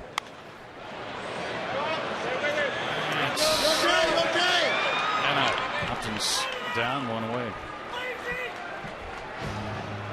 Struggles continue for Justin Upton. Anytime the Diamondbacks score 6 runs or more, and we need them tonight. We need more than 6. Taco Bell giving away 3 free tacos with the purchase of a large drink between 4 and 6 p.m. the following day at participating locations. Mason Kubel at the plate. He grounded to second his first time up. Ross Ollendorf's got a chance to win a ball game here tonight in relief. Again, Andrew Kastner strained right lat muscle. That's why he had to leave the ball game.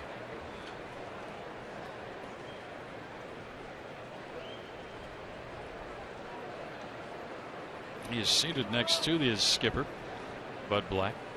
He's not being attended to, so that's good news. Gas. You know, the one thing you wonder about him, Gracie, is a couple of times now as a starter, he has been injured on the major league level. And with his velocity, he may just be one of those guys who has to throw out of the bullpen. We just found out that there's a foul. You know, when you with your lat, you know, maybe he's just creating too much arm speed, too much torque on that arm or lat or body of his.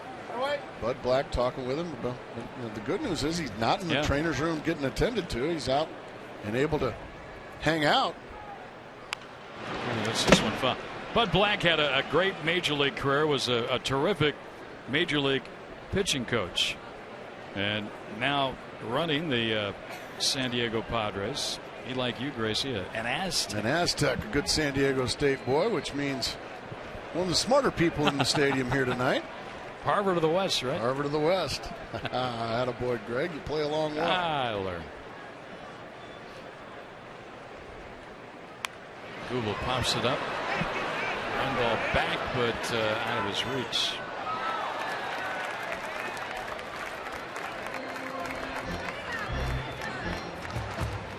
Well, how about a nice big crooked number here?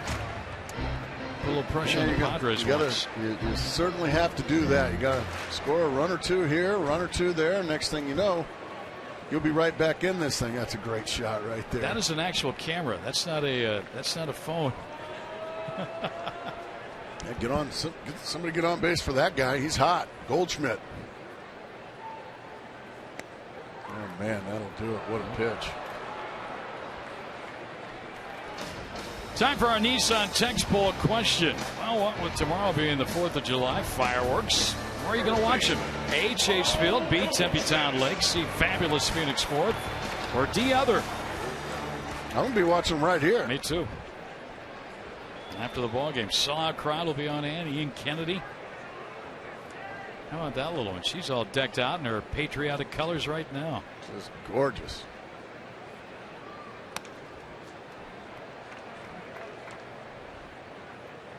So Ollendorf has come on here and done a nice job in relief.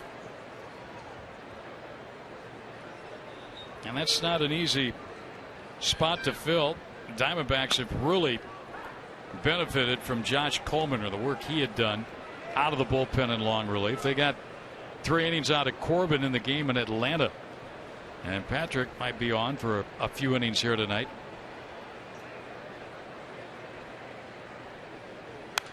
Popped up. I'll get out of play. Goldschmidt has one of the 2 Diamondback hits in this ballgame. And so far, the Diamondback bats continue to slumber here. You got to find a way to crank it back up. Sometimes you got to win a slugfest. Yeah. So far, it's one-sided here this evening. And another hit for Golden. He took that ball down. Wow. That's hard to do. Took it off the ground. That is hard to do, what he just did. He's got 2 of the 3 Diamondback hits. He just goes down and digs out a breaking ball somehow, some way. Even when you take a swing like that once in a while, good things can happen when you put the ball in play. And when you're hot, you're hot. Exactly. And when you're not, you're not. Jerry Reed said there that. You go. 303. Bigly. 303 for Paul Goldschmidt. Now let's see if Miguel Montero can plate him with an extra base hit. Wasn't that your career batting average, 303? That was it. There you go. How about that? I'm sure Paul Goldschmidt would love to surpass that. You know, you stop and you think about the start that Paul got off to. And like a lot of the Diamondback hitters, they really struggled. But he has been red hot. He's played great defense. He's having a great first full season with the Diamondbacks as Montero swings and misses. Ball in a strike.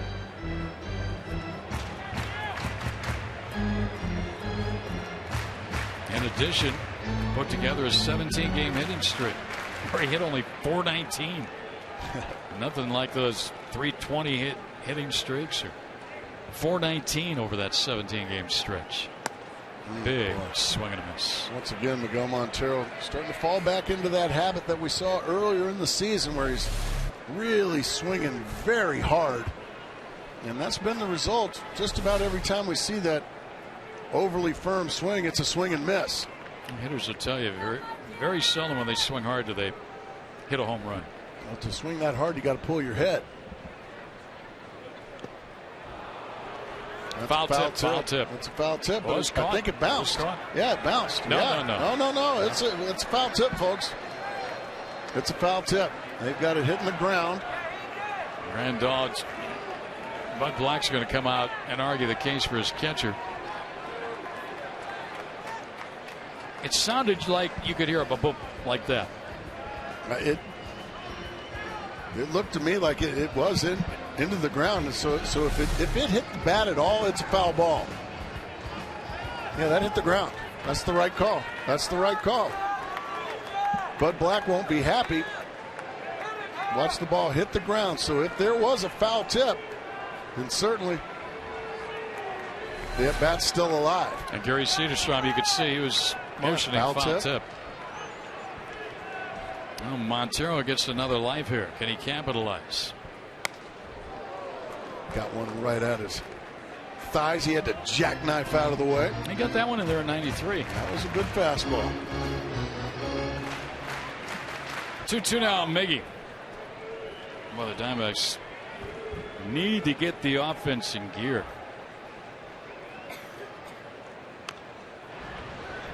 He continues to scrape away here in hopes of getting a mistake from Ohlendorf. Something he can handle and something he can hit into a gap or maybe over a gap.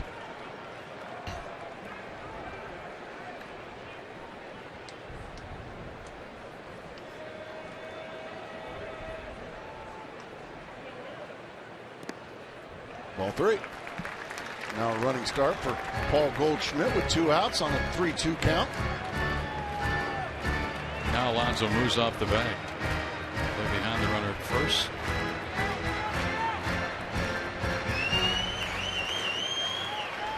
Even one here just to gain a little momentum.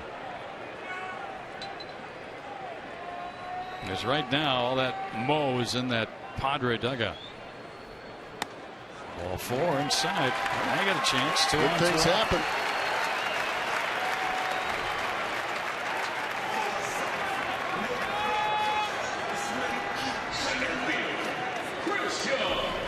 We'll see why I homered to the ballgame last night.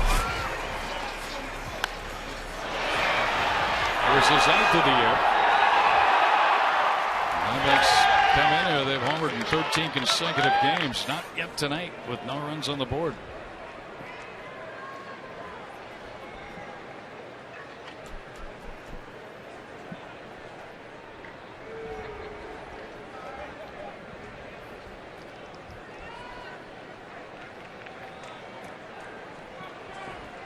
An opportunity to get right back in this thing.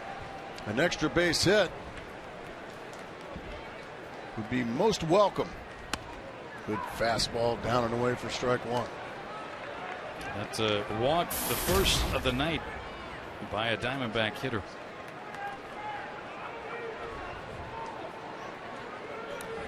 Well, it's really been a struggle for CY since he came back from that injury. Right shoulder contusion. He fouls this one back over the screen. Now quickly in the hole, 0-2.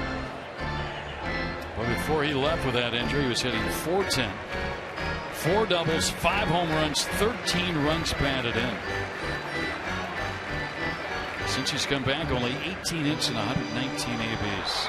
But the long ball has started to surface a little bit. 3 in his last 6 games. One right here would be nice, wouldn't it? Got to dig out of an old 0-2 hole here. And he pops it up. Boy, he got a hanger and he missed it.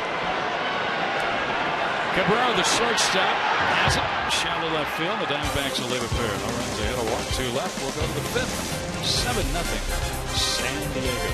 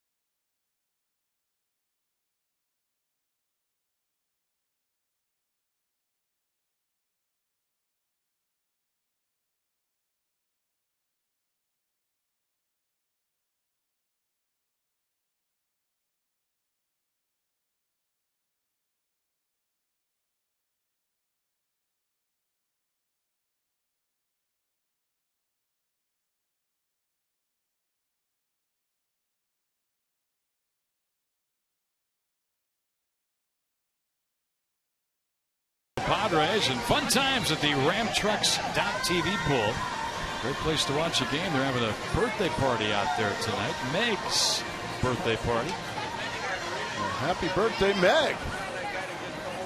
The big 5-0. Congrats. She doesn't look a day over 21 to me. I guess they don't. She doesn't mind her age being put up right there. Happy birthday, Miss Meg. Patrick Corbin in relief for the Diamondbacks. He came on after the Padres knocked Trevor Bauer out of the ball game in the 4th inning. And a shot to center here. Hit by Alonso. Young going back. Can't get it up over his head and against the wall. Alonso is in at second with a double. He has seen 3 pitches tonight. He's hit a 2-run homer. He's hit a ball that was caught on the warning track by Kubel. And now he doubles over Young's head in center. Well, it looks to me like, and I don't claim to be an expert, but it might be that Alonso likes to hit first pitch fastballs. I'm guessing that. That's 3 now. Maybe his next at bat he might get something different than a fastball in the middle of the zone. Like I said, I wasn't a pitcher, but just kind of thinking out loud with you, Greg. You're thinking as a hitter. Here's Maven now. He's got a hit and scored a run, and he's got another hit. On a Kubel, Alonso will stop at third. Kubel slows way off the line. Comes a runner to the plate. No play. Another error for the Diamondbacks. Wow. Haven't seen that this year by Kubel, but that was way up the first baseline. And not only Montero went after the ball, but Corbin briefly started after it, and then he had to cut back to the plate. Yeah, Jason, he sees that Alonso stops it, and somehow the ball just slips and gets away, and then, oh boy, all Hades breaks loose, and unfortunately the Diamondbacks are laying an egg here at home tonight. Can we just rewind this ball game and go back and start the first inning? I was going to say, let's go back to the first tee and take a mulligan. No RBI there. That's a base hit, E7. And 2 more Diamondback errors here tonight. Wow, they're on a stretch right now where they committed only 2 errors in a stretch of almost a month. They went on to the last road trip with 32 errors. And they have just put a bunch up since.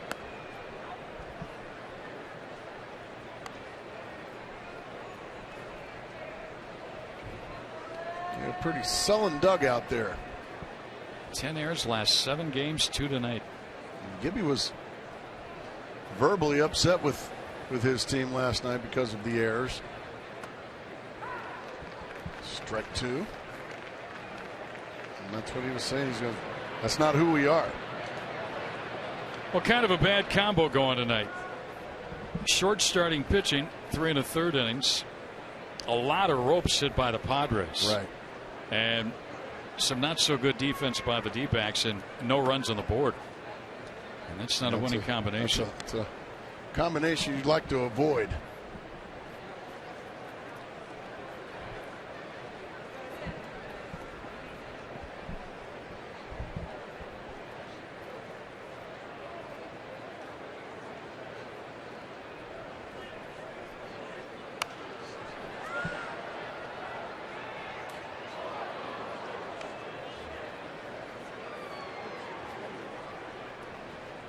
A 2-2 counter on Everett Cabrera.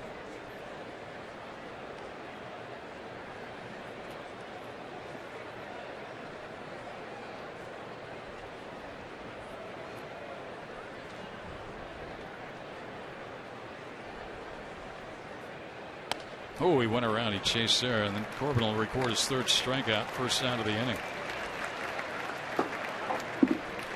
Lowest winning percentage at Chase Field. The San Diego Padres have only won 31% of the time. Their record here going into tonight's ball game, they had won 39 times. The Diamondbacks 83 times. Wow. That is a pretty rotten percentage. But boy, have they come in here and played very good baseball. Wow. Big rip from one Ross Ohlendorf. He has a career home run. He's trying to hit that out where Cameron Maben hit that ball last night. He has a career home run. He didn't hit it off you, right? That was David Ross. That was David Ross. Best hitter I've ever seen. Yelling at him as he's running. You can't claim that. No, that shouldn't count. Wasn't that a 19-1 ball game? I think that made it 20-1, that homer off me. Down to first. Goldschmidt will throw to second. Out, back to first. Out, nicely turned. Well, Goldschmidt really shining defensively this year. He just really shining. Took his time and made the accurate throw, and then the relay throw doubled up Ohlendorf. And the Padres turned away, but they do get a run. And they add their lead. It's now 8-1 San Diego.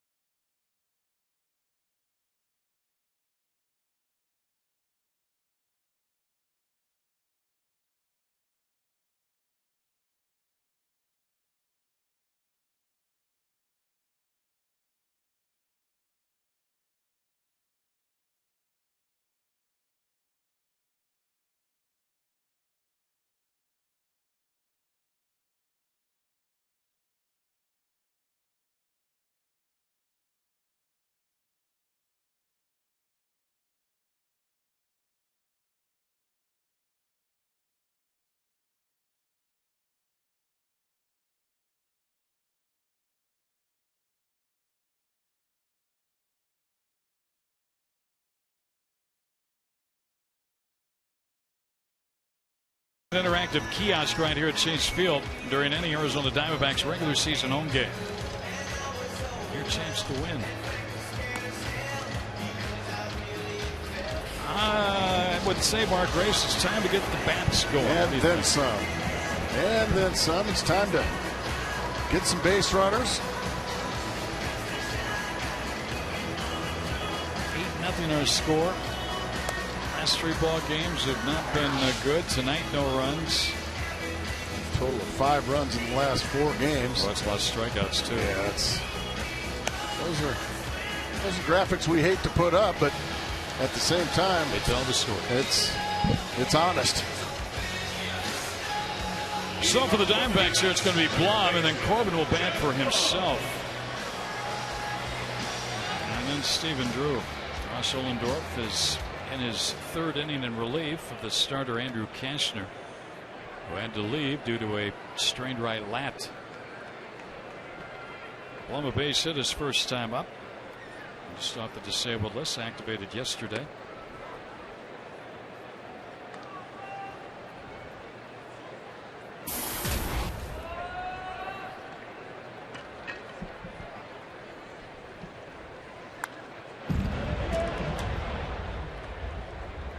One ball, one strike. Well, the good news for the Diamondbacks is the Giants lost tonight in DC to the Nationals, so that's always good news.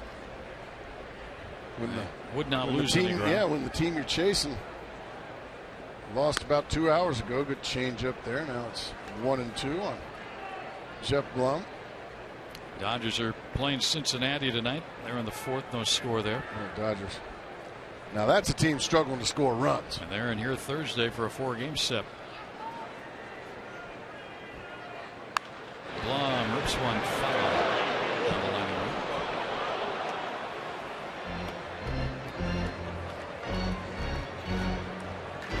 Gets his hat back and a souvenir. 3 Diamondback hits in the ballgame,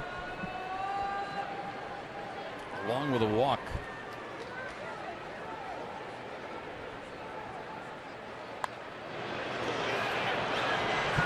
Ohlendorf calls for it. Now he gets Wade Alonso, calls him off, makes the catch. These pitchers can't catch pop-ups, you know. It's not allowed. Never understood why pitcher just couldn't call for a pop-up. I guess because he wanted a more sure-handed player to come catch it. So Ohlendorf kind of picking up where Andrew Kashner left off. Just gliding right through these Diamondbacks here this evening. Corbin's got a hit this year. 1 for 10. You saw him handle the bat pretty well during the spring. He can hit. Yeah. Good athlete. Runs pretty well. Got a fastball right by him on the outside corner.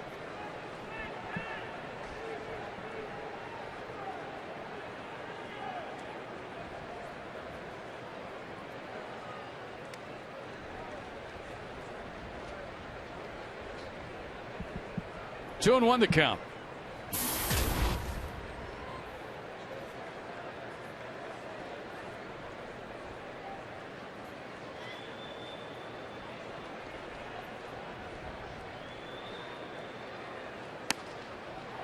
Go ahead, walk the pitcher. Bad things start usually when that happens.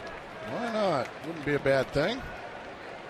Diamondbacks have had 3 runners reach second base tonight, but no further than that in this one. Yeah, Diamondback fans, as you can see, looking for anything to get somber. excited about. Yeah. It's ball 4. He did walk the pitcher.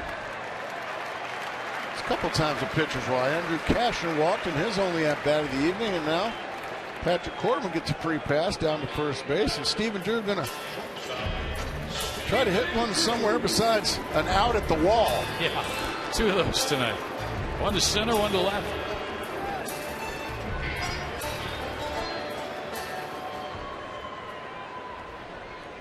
Well, it's good to see Drew in that number 6 uniform back in the lineup.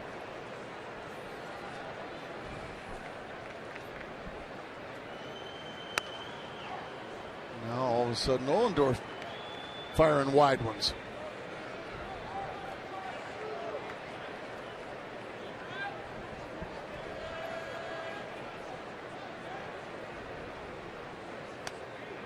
Got one in there. He needed that.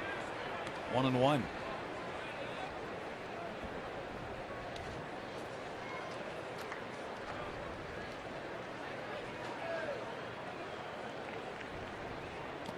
Into the dirt.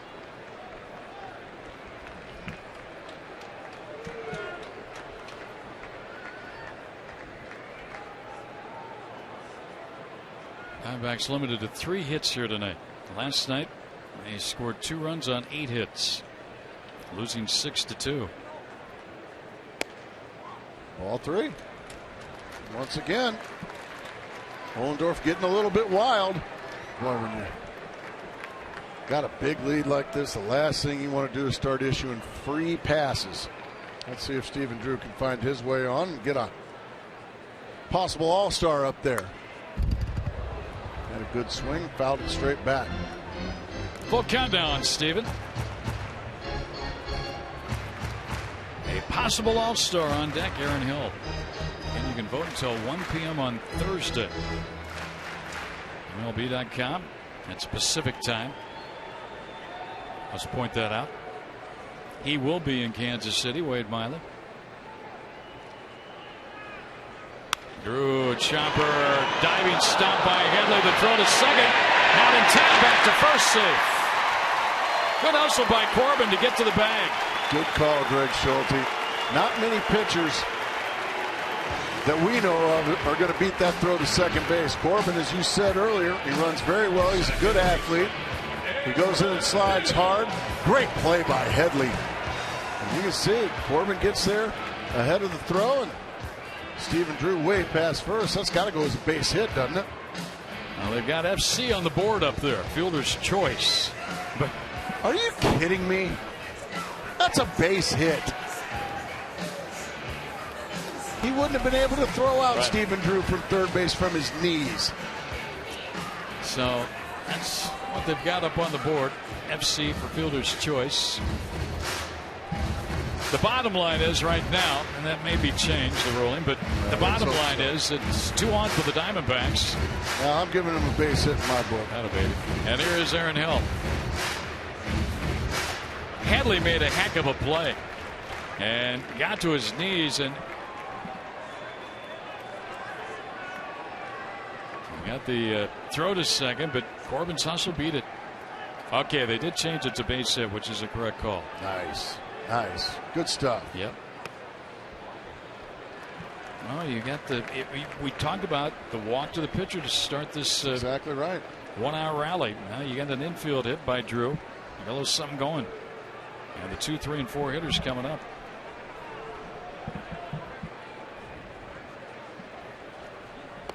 And now 2-0 here on Aaron Hill after missing with back-to-back curveballs.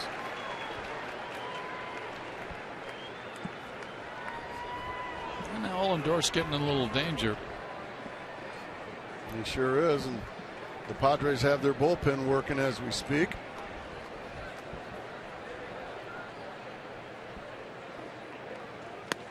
Good fastball, pours it right in there for strike 1. Not a bad take there by Hill. There's the bullpen. Nick Vincent.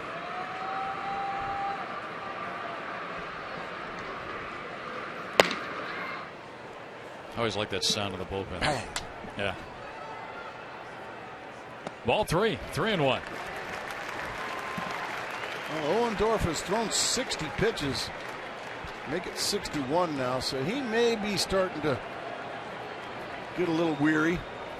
And that's another 3-1 count here. Justin Upton would love to hit with the bases loaded.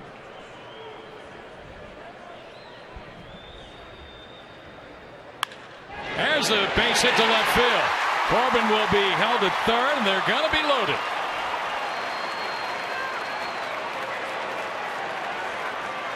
And right now is where you need your big gun to come through in a big way. That's exactly right. Vincent is not loose yet. So I would imagine they've already had one trip out to the mound in this inning. So I would imagine Ohlendorf's going to have to stay out there as we look at the pitch sequence to Aaron Hill. After 3 pitches, go ahead and bang it out to left field. And Noah Gracie That's an 18-game hitting streak at Chase Field for Aaron Hill. Headley's going to delay a little here with Ollendorf. Well, it might be. They're trying to get Vincent loose. He just got up not long ago. They're trying to see if he can get loose. And Buddy's going to go out there and make a slow trot out and get Ollendorf and go get Nick Vincent. Well, if I'm Justin Upton, I'm chomping at the bit right here because I'm dying to show my guys that I got what it takes to get us right back in this ball game. And a long one would cut the lead in half. It's 8-0 San Diego. The Diamondbacks have loaded them up. We'll see what happens when we come back in the 5th.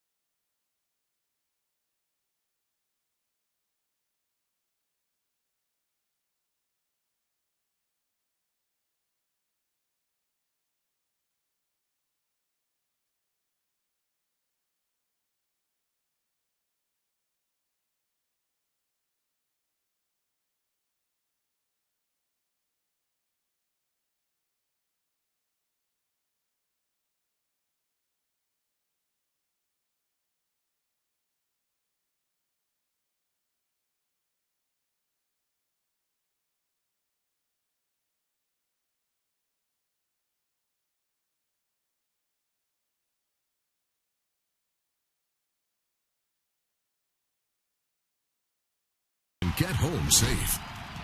With great beer comes great responsibility.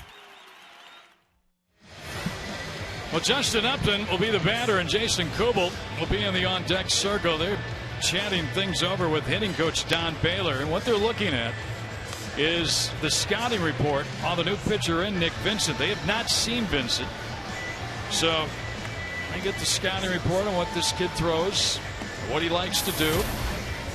You can see he's only been up for a very brief time. He's out of Ramona, California. 18th round pick back in 08. And Justin Upton up in a big situation here. Corbin started this with one out. He walked. Drew followed with an infield hit. And then Aaron Hill extended his Chase Field hitting streak to 18 with a single to left to load him up. And now Upton steps in. Always advantage pitcher, Greg, when you've never seen somebody before, but with Justin Upton's talent, it should always be advantage Upton. He'll take a low ball one. Vincent looks like he likes to cut his fastball. Fans getting into it. Yeah, chance for a huge inning right here. You got your bread and butter guy, followed by Kubel. He of 51 RBIs. Oh, man, he got one right down Broadway, and he was tardy on it. I mean, center cut, thigh high. Oh, dear. Well, you hate to give those back. How do you like your steak? Center cut. Center cut. He looked like he's dipping that back shoulder a little bit. Let's go ahead and put a nice smooth swing on it, Justin. He missed badly with that one, 2-1. Vincent was recalled from AA San Antonio on June 26 and made his major league debut that night. 2 hitless innings of relief.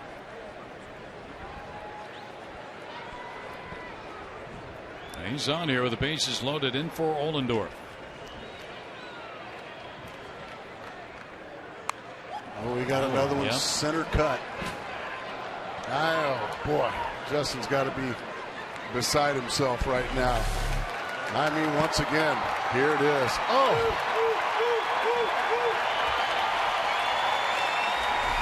This is a big at-bat in this ballgame for both clubs. The Padres comfortably out in front, but if Upton could rip one here somewhere, get some runs in, then you got Kubel, Goldschmidt coming up, Montero, chance for a big inning. One man out, and he got him with a fastball that was up.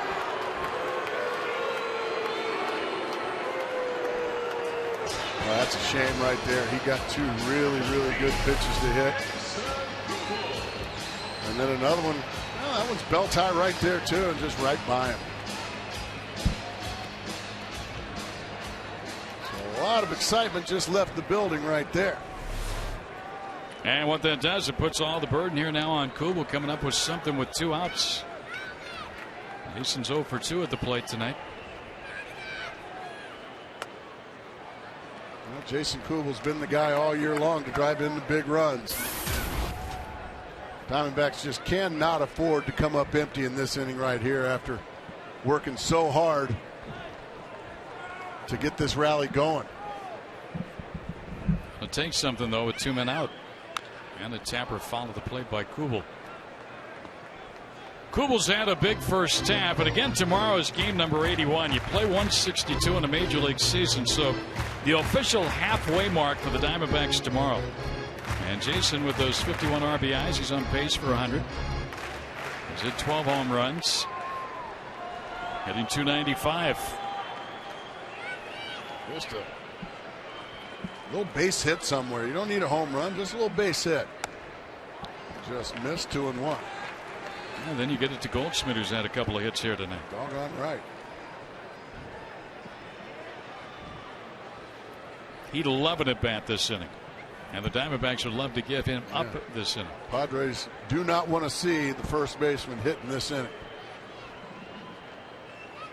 High drive, deep right field, back of the warning track, out the wall, touch the ball, a grand slam for Kubel. We got a game. We've got a game. The 8th career grand slam for Jason Kubel.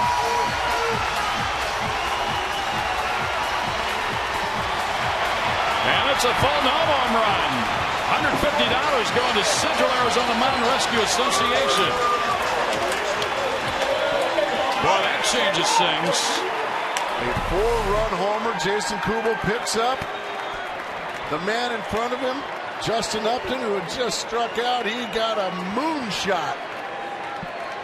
About 5 rows deep. Yeah, Joe Saunders.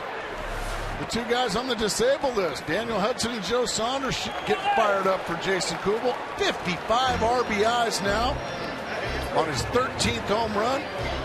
Lucky 13 it is. The lead has been cut in half. Wow.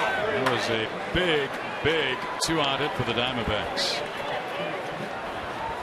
Well, don't stop now. Go ahead and get another little rally going. Get out of play by Goldschmidt. That's now another home run for the Diamondbacks. 14 consecutive games. It seems like it's always Jason Kubel, doesn't it? Well, they needed that one right there, and he supplied the power. How about that? 8 career grand slams. That is a lot of grand slams. He's still a young man. Don Baylor wants to come in. That always makes your hitting coach happy when you hit slams. And base hits by Goldschmidt, his 3rd of the night. All 3 pulled to the left side. And Everett's going to climb again, Racing. It's going to continue to climb, yeah. That's just what he was talking about. Hey, did you watch what Goldschmidt did right there? Yeah. 306 now for Paul Goldschmidt. Nick Vincent has come in and thrown some kerosene on this situation here. Now Miguel Montero with an opportunity to get the team even closer. Go ahead and cut the lead in half again here. Cut it in half once. Go ahead and cut it in half again. Well, the Padres had a 5-run 4th inning. Diamondbacks would like a 5 or a 6-run 5th inning. And a ground ball chipped his bat, fielded by the second baseman, and then released to the first. And that will end the inning. But not before a big 4 went up there on the slam by Kubel. And the Diamondbacks back in it now. They've cut the lead in half. It's 8-4 San Diego.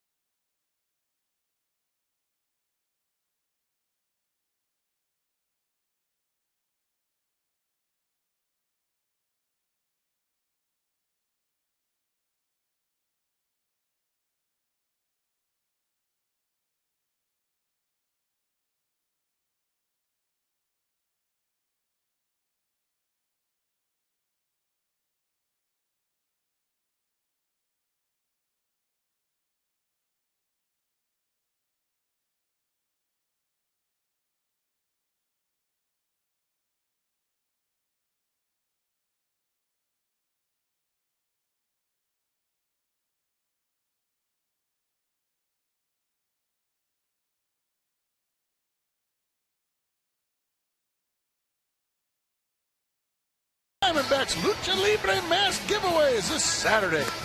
We're giving them away to the first 15,000 fans here for the Diamondbacks Dodgers matchup. And that's this Saturday. Be here and get your Lucha Libre mask. Call 602-514-8400 or just log on to dbacks.com/tickets. Where was your where were you running there? Man, my runner is not only slow, but he's a wuss. Ran from a wrestler. Yeah. Well, Patrick Corbin now on the mound for the Diamondbacks against Will Venable, Alexi Amarista, Chase Headley. Now all of a sudden Corbin's job just got a lot more important, Greg Schulte. This lead has been cut in half. There's been a vibe added to this ballpark now. On comes Young, and he'll get there and retire Venable to start the 6th inning. Corbin has given up a run, but it was an unearned run in the 5th. He came on in relief of Bauer and got strikeouts of Quentin and Grandal to win the 4th inning after the Padres put a 5 on the board, knocked Bauer from the ballgame. He's got a chance to have a nice quick inning here.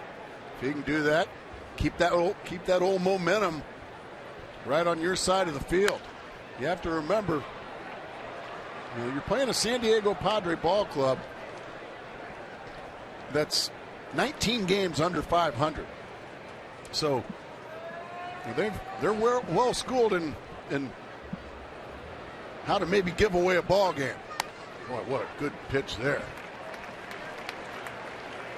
0-2. Padres, all of those games on the road, they've been scoring a ton of runs. Black's probably thinking, where was this offense earlier in the year? Oh, we fell so far back. Have it again. Wow, nice job by Corbin. He's got pitch strikeout. 4 strikeouts since coming on, Grayson.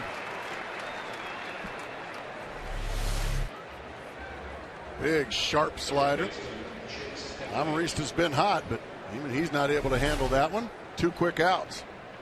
Yeah, go ahead and get another quick out here, Patrick Corbin. Get the boys back in the dugout. And let's do this again. Still plenty of ball game left. Oh, he's throwing hard now. Throwing some fastballs right by guys, and his location's real good in this inning. Chase Headley's got the big blow for the Padres, that 3-run double in that 5-run 4th inning. Yeah, that was the one that caved it in for Trevor Bauer.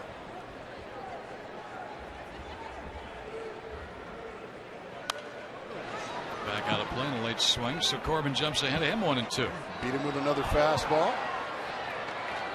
Love to see if Corbin can ever get a good feel for that slider down and into the right-handers. And he's still a baby. It'll get there someday. But if he can ever get that slider down and in, it's going to be a great weapon. Just missed the inside corner with a fastball. Pretty pitch. I mean, not everybody can throw it like Randy Johnson, Steve Carlton, but boy, it'd be a good weapon to have for him. Off the other end. Remember the slider that Miley had in Texas? He's turning into a guy that's got a great slider like that. You're right. That was impressive. Yeah. Well, the crowd's gotten into it now. They've got some runs on the board. As you said, the momentum kind of shifting over, and they're encouraging Corbin.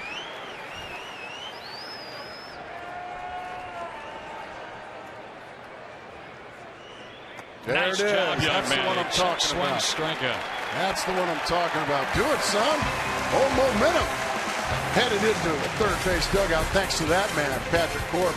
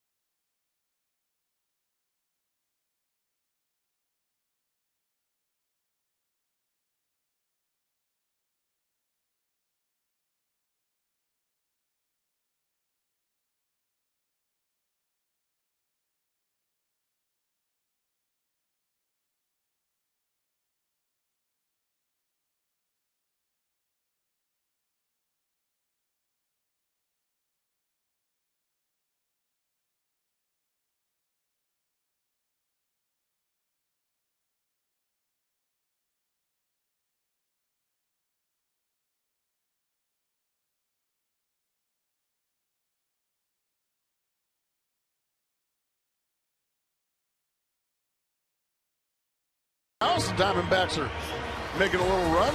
Tomorrow, it's a special broadcast of the Padres and Diamondbacks. We're going to pay tribute to the brave men and women in the United States military during our This One's For You telecast. The coverage is going to begin with a 1-hour Diamondback Live, and it all begins tomorrow at 5:35 p.m. only on Fox Sports Arizona. Thank you for your service, sir. Thank all of you men and women for your service. We're going to do it for you tomorrow. Yes, sir. Independence Day. It's always one of our favorite and best telecasts. We love doing it. We're thinking about all of you, past and present. Chris Young leads it off here against Nick Vincent in the bottom of the 6th inning. And he fouls it out of play, and he's in the hole 0-2. Well, it's time to start piling right back on Nick Vincent.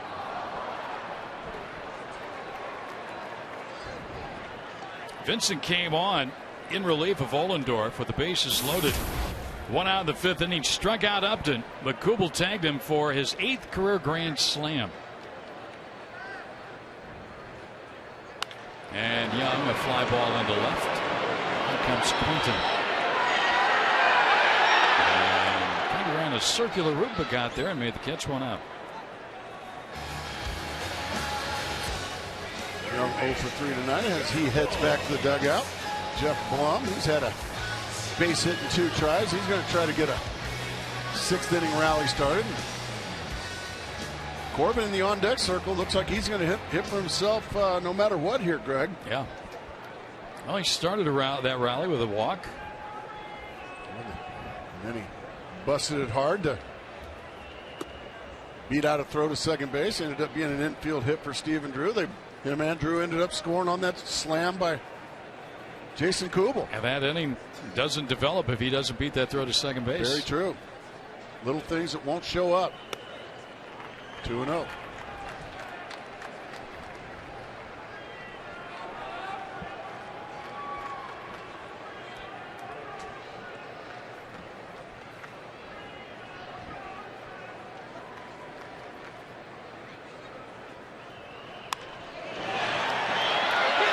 Is that going to be number one?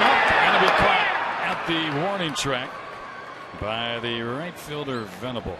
That's out number 2. So Blum gave it a ride. Yeah, he did. Just missed it. All right. Our Nissan Text Ball, where will you watch 4th of July fireworks? 72% say here. I wonder what the other is. You got 1%, 1%.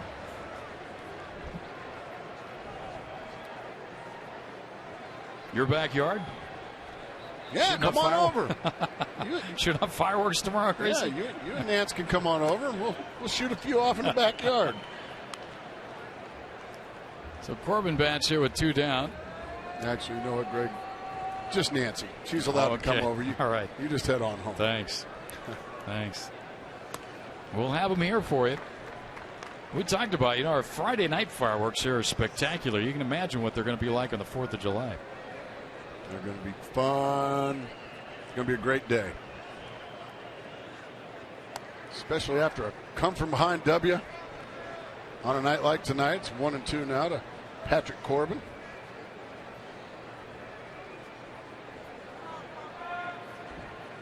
And Vincent ready to go again. And we'll miss a little bit outside. How about Corbin getting on again and maybe Drew hitting his first of the year? Put a little bit more pressure on the Padres.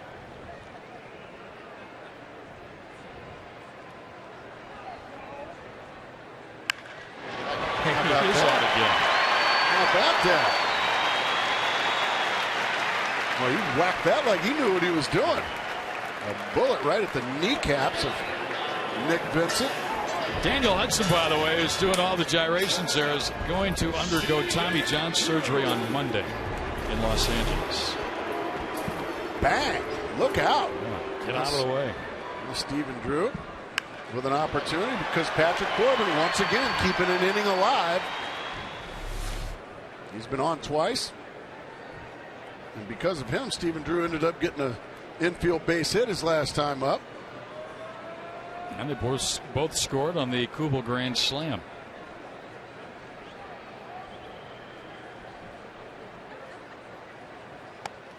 Who's the last to hit 2 slams in the game? Was it Fernando Tatis? He did it the same inning, didn't he? Yeah, he did it. Same pitcher, Chan Ho. I'd love to know how a pitcher stayed in that long to give up 8 exactly in 1 inning. Or to give up 2 slams in 1 inning. 1 ball, 1 strike. You remember a pitcher years ago by the name of Tony Cloninger? Oh, yeah. He hit 2 in the game. Did he really? He played for the Milwaukee Braves. Drew hits one, just fouled out of line.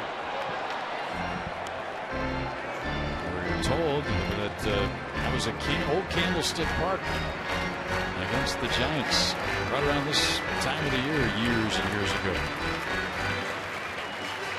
And what we're alluding to is maybe get a couple more guys on base. Yeah, it's hard to come up with the bases loaded twice in a game, let alone hit 2 slams. Let's see if Stephen Drew can keep the inning going. Boy, Corbin was dancing. He wanted to take second there. They're not holding him, and he almost why not? went. Why not? Go ahead and get in scoring position. He's scoring a single, you're a run closer.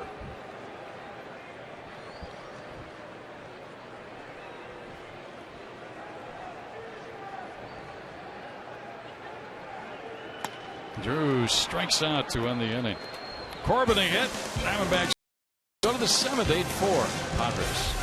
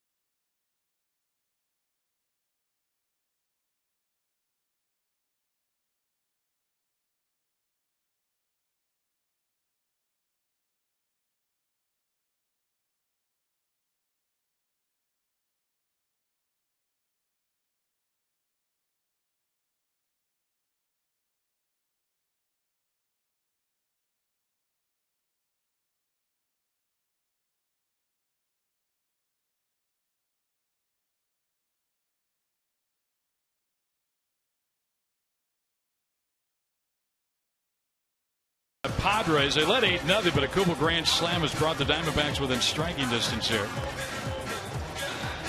Our APS Energy All-Star, that man right there, he's had a pretty good night. He's walked, scored, he's singled, and he's pitched pretty well. In fact, his last 3 ball games, he's given the Diamondbacks some very good work in relief. Yeah, he's had to be a stunt man. Gave up the run in Milwaukee on Sunday that everything went haywire to end the ball game. Scored on a couple of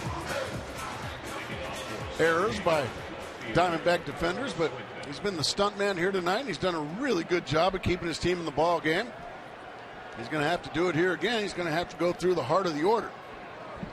3 big old strong rascals in Quentin, Grandal, and Alonso. Carlos Quinn tonight is tapped back to the mound, walked, struck out, and a swing and a miss here, strike 1. Nice changeup start. Corbin's been on since the 4th inning, got the final 2 outs, striking out Quentin and Grandal.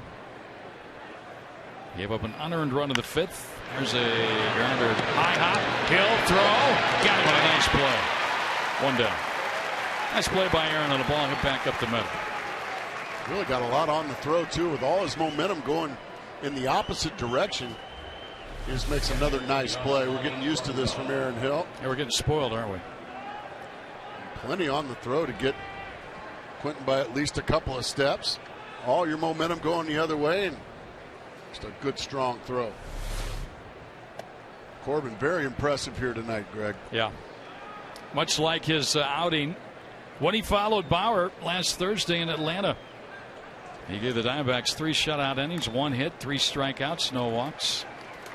He has given up a run tonight, but it was an unearned run.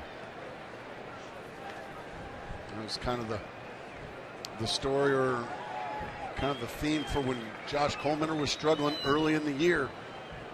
Wade Miley was the guy that would kind of be down there in the bullpen, just ready to rock and roll. And well, he's found himself on the All-Star team because of that.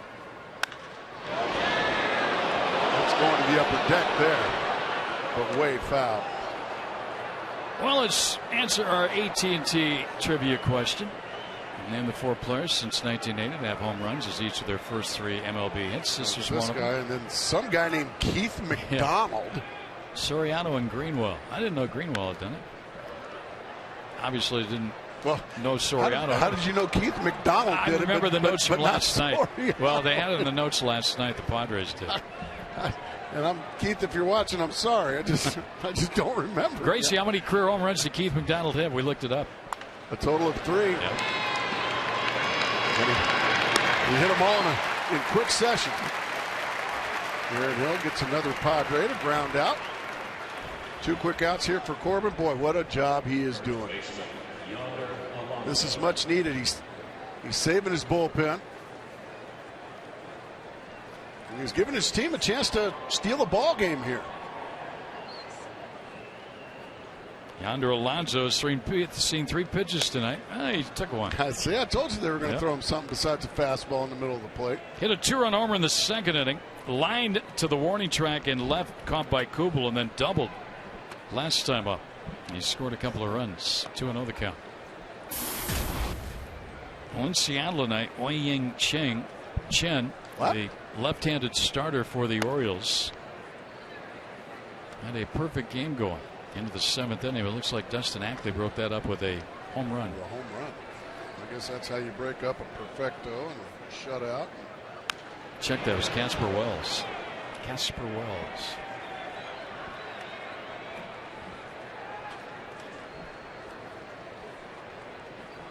Alonso had the 3-0 green light and he chopped it foul. We'll do it again here. See if Corbin can get his guys back in the dugout. Nope, he walked. So Alonso on for the 3rd time.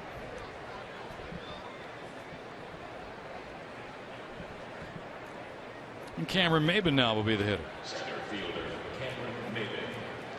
Not the outing that Trevor Bauer wanted here tonight in his first start at Chase Field. Less than 4 innings. Boy, he got out of the gate so wonderfully with striking out the first 3 batters he faced of the game. Blew them all away. And unfortunately, Looked like the home run may have gotten to him in the second inning. He just really never recovered.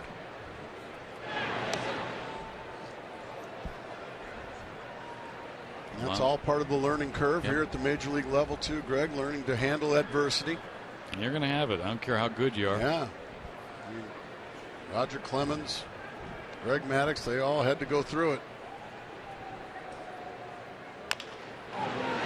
This is trouble. Look at that! Look at that play by Corbin! Unbelievable to get the out at second base. It's one of the best plays I've ever seen. Wow! Pitcher make. I think Alonso got caught dogging it. Thank you for dogging it. What a play. I don't care.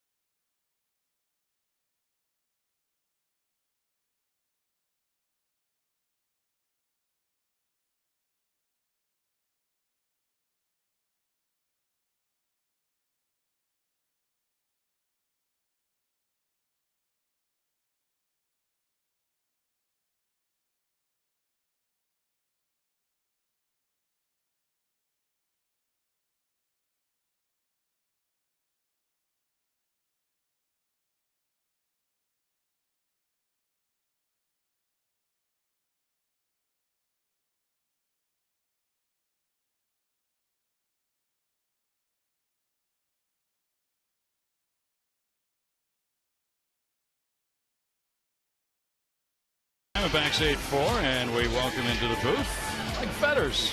What's up, guys? What's going on, Fett? We need to score some runs. That's what's going on. Yeah, what did you think of that play by Patrick Corbin there to end that inning? He's an athlete. It's great wherewithal to know that he can get a guy at second base when he had no chance of getting the guy at first. And like you said, I think the runner on first dogged it down to second base, and Corbin made a good play and got him out. But you know what? Just to have the presence of mind to even try it is pretty impressive. Looked like Mike Fetters making that play. I'm not quite as athletic as that kid. All right. Time to get a few runs here, Fed. Here's the play again. He got over there like a cat.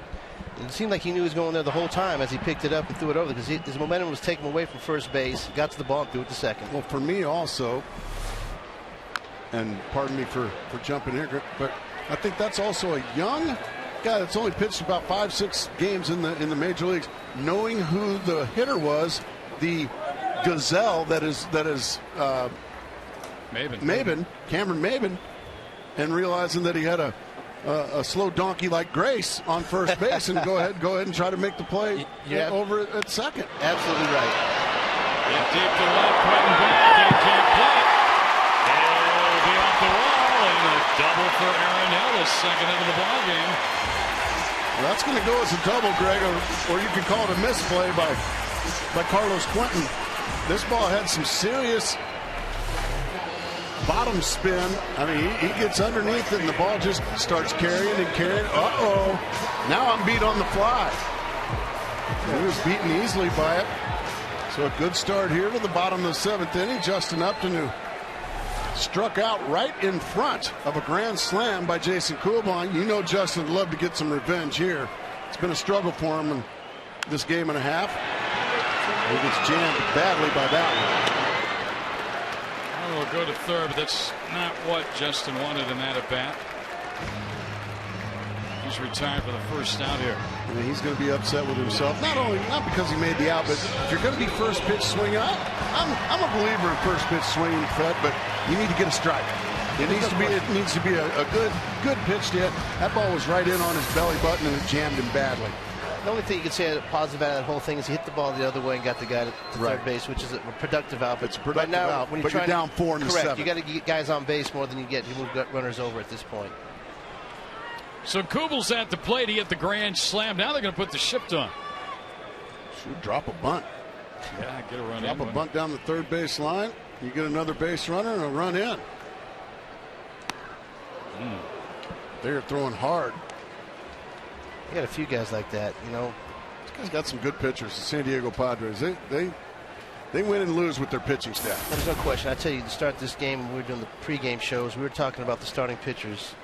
You know, Bauer against Cashner, and that got those 101 miles an hour. And we kept talking about the Bauer thing, but that other kid on the other side before he got hurt, he was touching 100, 101 in this game as well. 101. So Kubel strikes out in this at bat, and that's the second out of the inning. But up to the plate steps a guy who's surpassed 300 now. Well over 300. Paul Goldschmidt at 300 now. He's swinging the bat really well. Yeah. I mean, he's been swinging for a while now, and he's getting more and more comfortable, more and more confident. With every little success that he's had, he's getting more confident, and he can hit anybody. Maven in center, so Pat, we hardly knew you. After the ball game, buddy. That's it. All right, guys. All right, Mike Fetter's joining us. 8-4 Padres lead after 7.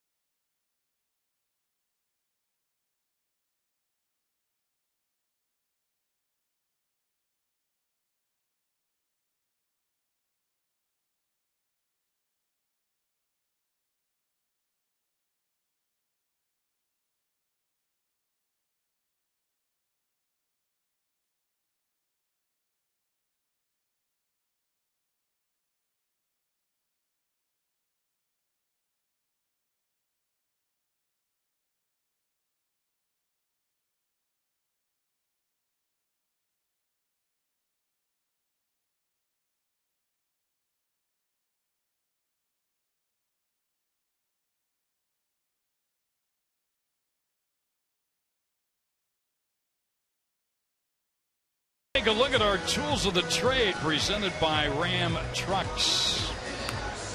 And Patrick Corbin in relief of Trevor Bauer, who lasted 3 1/3 innings. Corbin has pitched well here, and look at this Jim Dandy play made to end the last inning. It's just an unbelievable play, having the presence of mind. Okay. You were hoping that play might spark the offense, but unfortunately Diamondbacks, after a leadoff double by Aaron Hill, he stayed there and they couldn't plate him. So we'll go to the top of the 8th, and Corbin's still out there doing a heck of a job. With Cabrera, the first man to bat, fouls one. Pitcher spots due up next.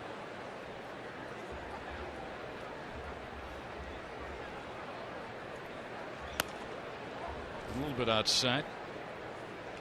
Cabrera denied his walk, stolen a base, singled and scored a run and struck out. Switch hitting shortstop. A strike. Well, the Padres started the year with a veteran middle infield of Orlando Hudson and Jason Bartlett. Bartlett's on the DL. Hudson's with the White Sox. So now they've got Amarista at second and Cabrera at short. They've added some speed, spark, and some spark.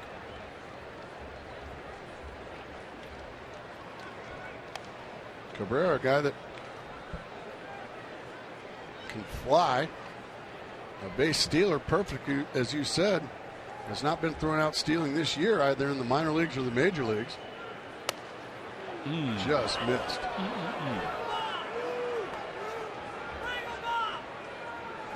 Ring him up, somebody else.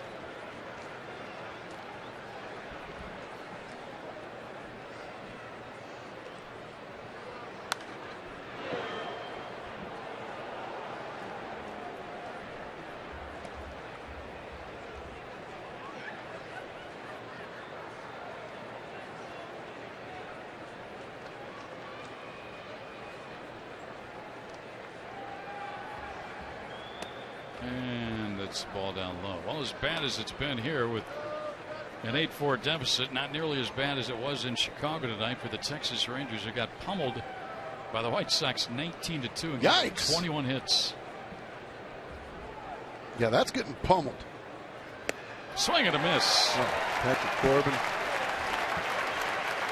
Well, tomorrow during our 4th of July Diamondbacks broadcast, tweet or post your messages of support to our troops. Do it. Please do it. At Fox Sports AZ or on Facebook.com/Fox Sports Arizona. Your messages will be shown during this One's For You telecast beginning tomorrow at 5:30 p.m. right here on Fox Sports Arizona.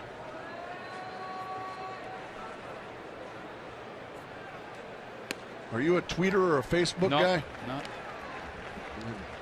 Are you planning on being a tweeter or a Facebook guy? I used to be on Facebook, yeah. A Twitterer. A Twitterer? I thought if you send out a tweet, you're a tweeter. How about you? No. I don't know how to. I've got 6 strikeouts for Corbin in relief. This is Jesus Guzman, the pinch hitter. Batting for Vincent. Diamondbacks have David Hernandez up.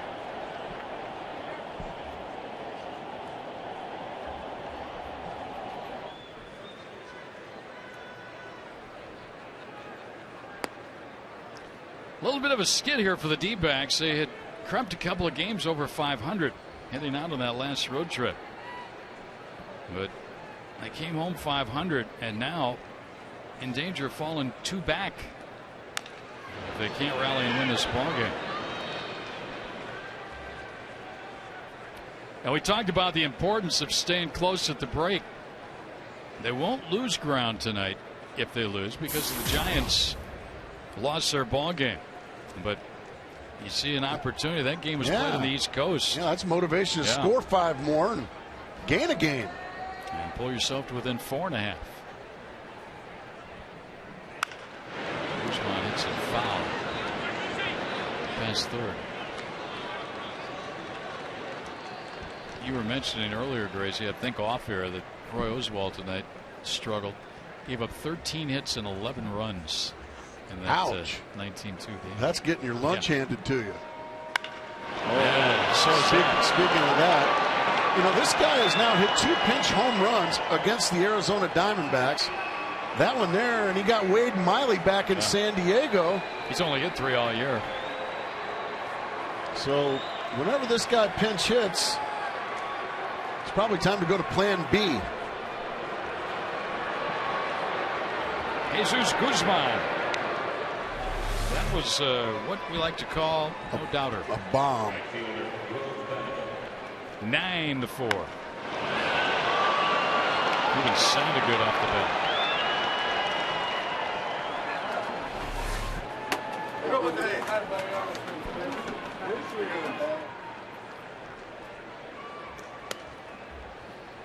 Going into tonight's ball game, the Padres had actually moved a few percentage points ahead of Colorado and out of the basement in the West. They haven't been out of the basement in a while. So Colorado's got that wacky pitching thing going. Yeah. Although they did win tonight in St. Louis. Beat the St. Louis Cardinals. All their pitchers, nobody can throw more than 70 pitches, something like that. It's going to be a tough play for Hill. Charge flips and got him on a nice play to get the speedy runner. Out number 2. Nice play by Aaron. He's made a bunch of good plays. Yeah, Padres feasting.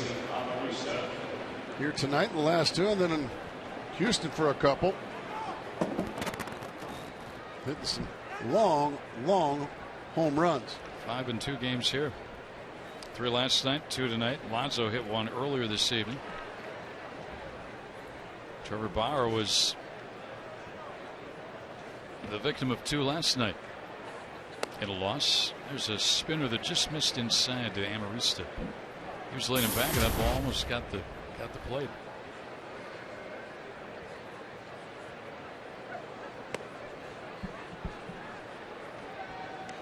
Patrick Corbin, 64 pitches now. I would imagine this will be the last.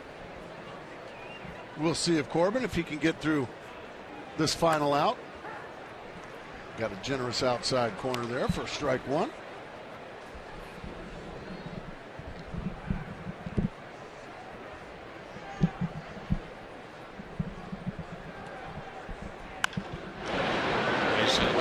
This guy can hit. Yeah, this guy's a pretty good little ball player. Yeah. At least he does here. That's impressive. Lefty on lefty, swatting the other way, and unfortunately, Gibby's got to go get Patrick Corbin. But what yeoman's work young Patrick Corbin did here this evening. Great job. He even walked and got a base hit. Yeah, scored a run. So a heck of a job by Patrick Corbin. So we'll take a break, come back. Murray gets a nice hit, and the fans are appreciating the effort he gave. The Diamondbacks saved the bullpen tonight. Padres lead it.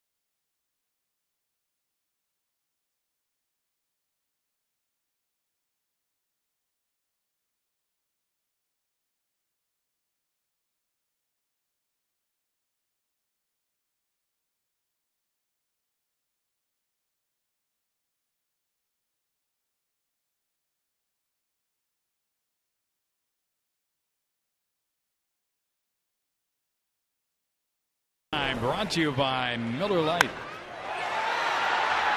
Jason Kubel. Boom. Grand slam number 8 in his career. And that led a charge under the Diamondbacks at that time, but now it's 9 for San Diego. And David Hernandez's first pitch since coming on is a strike to Chase Headley.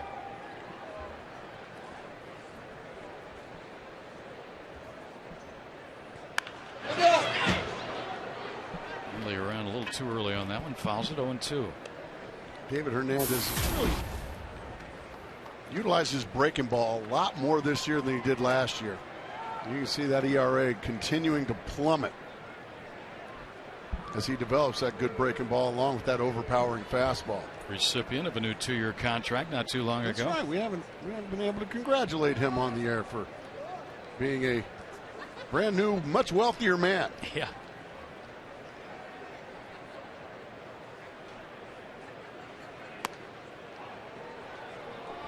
Corbin really gave the Diamondbacks a big lift here tonight with those 4 1/3 innings, striking out 6. He just seems to build on that confidence. He's a different pitcher since coming up this second time. In a completely different role. Yeah. Being the stunt man or the long man. It's not easy work. 4 breaking balls in a row now to Chase Headley.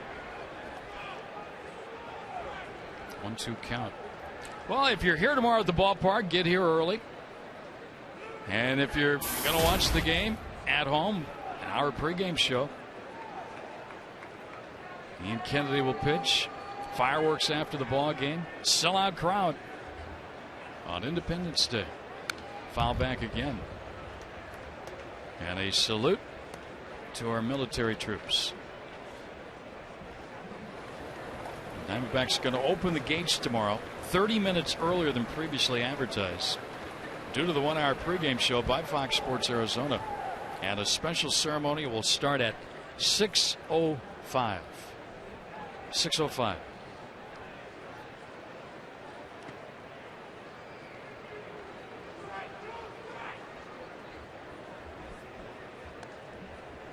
Crowd tonight, 21,329.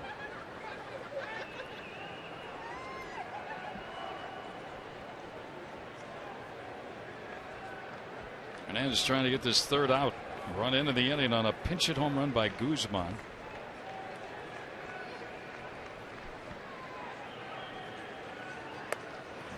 He's running full after getting ahead of him. He's putting a good at bat on David Hernandez. Padres starter Andrew Kastner left after 2 innings tonight with a strained right lat. So the Padres have had to put this one together with their bullpen.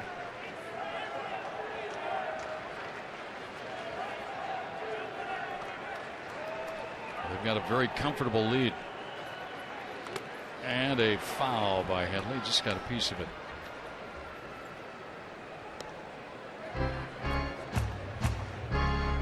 And the Giants lost. Dodgers are even with the Reds. Bottom of the 7th inning in LA tonight. 1-1. And Diamondbacks started the night 4 behind LA. Dodgers have dropped a game and a half back now. Yeah, they're just really scuffing to score runs. They'll be here Thursday night. Headley in the air to center for Christian. That's easy. Almost right where he was. A few steps to his right. Has it. Side retired. 1 run of the home run by Guzman. And we'll go to the bottom of the 8th. It's now 9-4 Padres.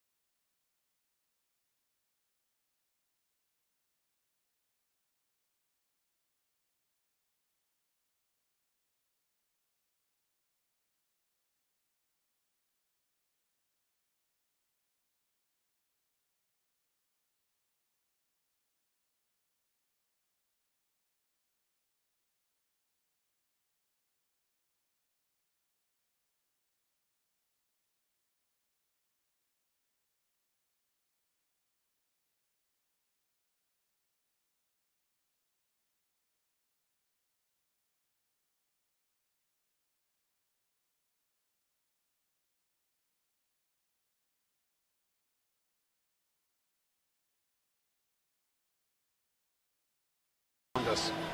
You can nominate a person or an organization that has inspired you with their acts of selflessness in our community. To submit their name, visit valleychevy.com and facebook.com/valleychevy. Winners will be chosen to appear on the Diamondbacks Live pregame show. It's Everyday Hero presented by your Valley Chevy dealers. That's pretty cool. Yeah, you bet.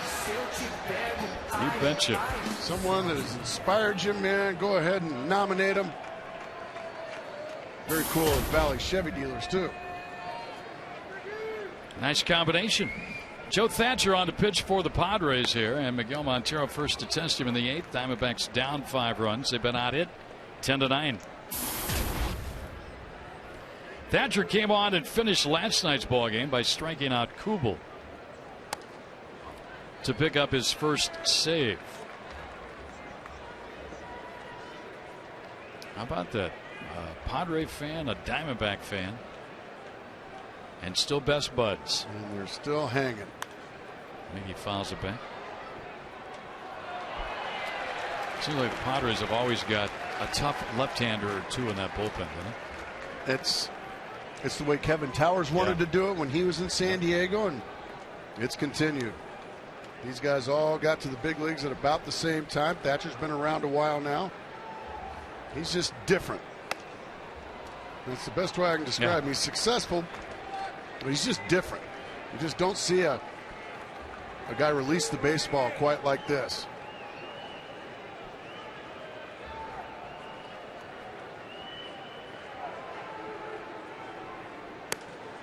And lead off walk. Walking the leadoff man. So Miguel Montero. That's his second walk of the ball game. 35 on the year now for Miggy. That's a good start. That's the way that 4-run 5th inning started. One out walk to the pitcher Bauer. I say it all the time. That's dangerous because late walks do tend to score.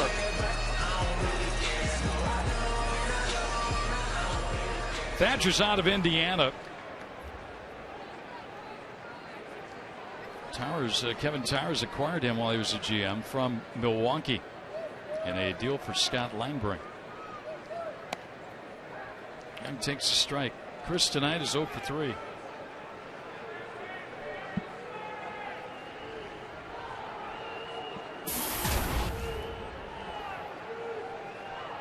Blum is on deck and the pitcher's spot.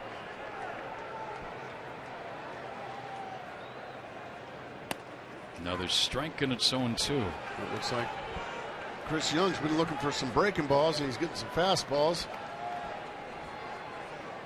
And that's what happens when you're struggling. You find yourself guessing a lot, and when you're hot you're guessing right, and when you're struggling you're guessing wrong. One will get out of play. As we said earlier, when you're hot, you're hot. When you're not, you're not. Yeah.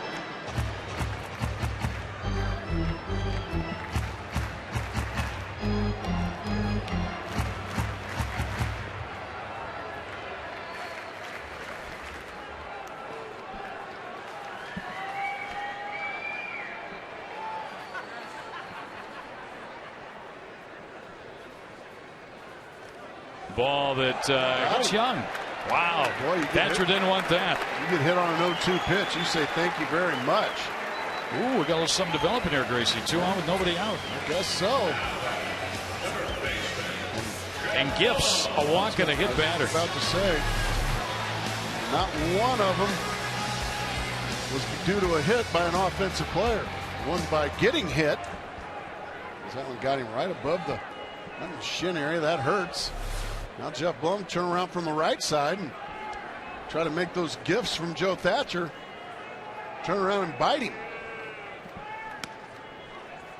Blum outside ball on. Jeff just missed his last time up. Hit the fence warning track and right. There's Ryan Roberts. He's moved out on deck. He'll bat next for Hernandez.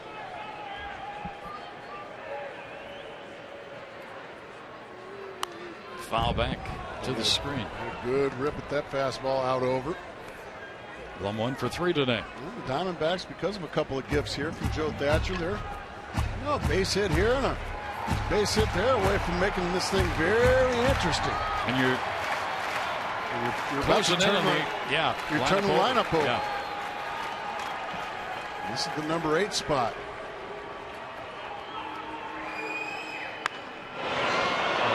Hammered, but way foul. He's kind of been the foul home run guy from both sides of the plate. Yeah, he's hit about 4 tonight. Going foul. 4 bombs, way foul. Trying to find his way on base. You need some more base runners. Can we talk him into it, Gracie? 1 home run shy. Yeah, here it is, right here, folks. Checked his swing. No, he did not. He's out. Doesn't argue about it. So Thatcher gets a strikeout of the right-handed batter. And now here is Roberts.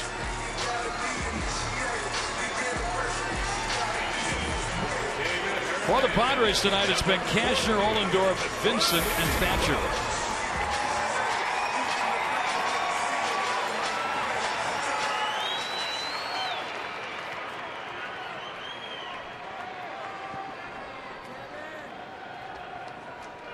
He's a happy little guy.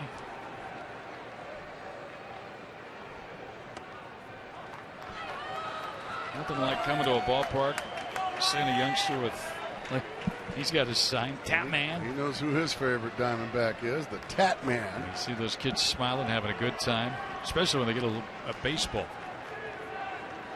Oh, it's just tough to have a bad time at the ballpark, isn't it? Yeah, especially it Chase is. Field. Just tough to have a bad time here.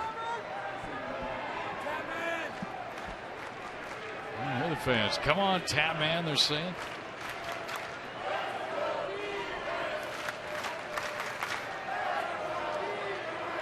Get up, these fans have stuck around here. Yeah, they're with them. The ones who've stuck around, they're hoping to see a couple more runs get tallied here, at least a couple or three. They've had those rally hats on for a long time. They worked the last time, remember? Yeah. It was 8-0. They turned it into 8-4. There you go. I like it. Ball 3.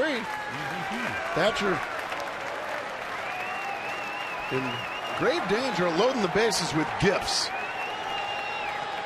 With Stephen Drew on deck. That will not make his manager very happy. That will get under the skin of one Buddy Black if he indeed does walk Ryan Roberts here.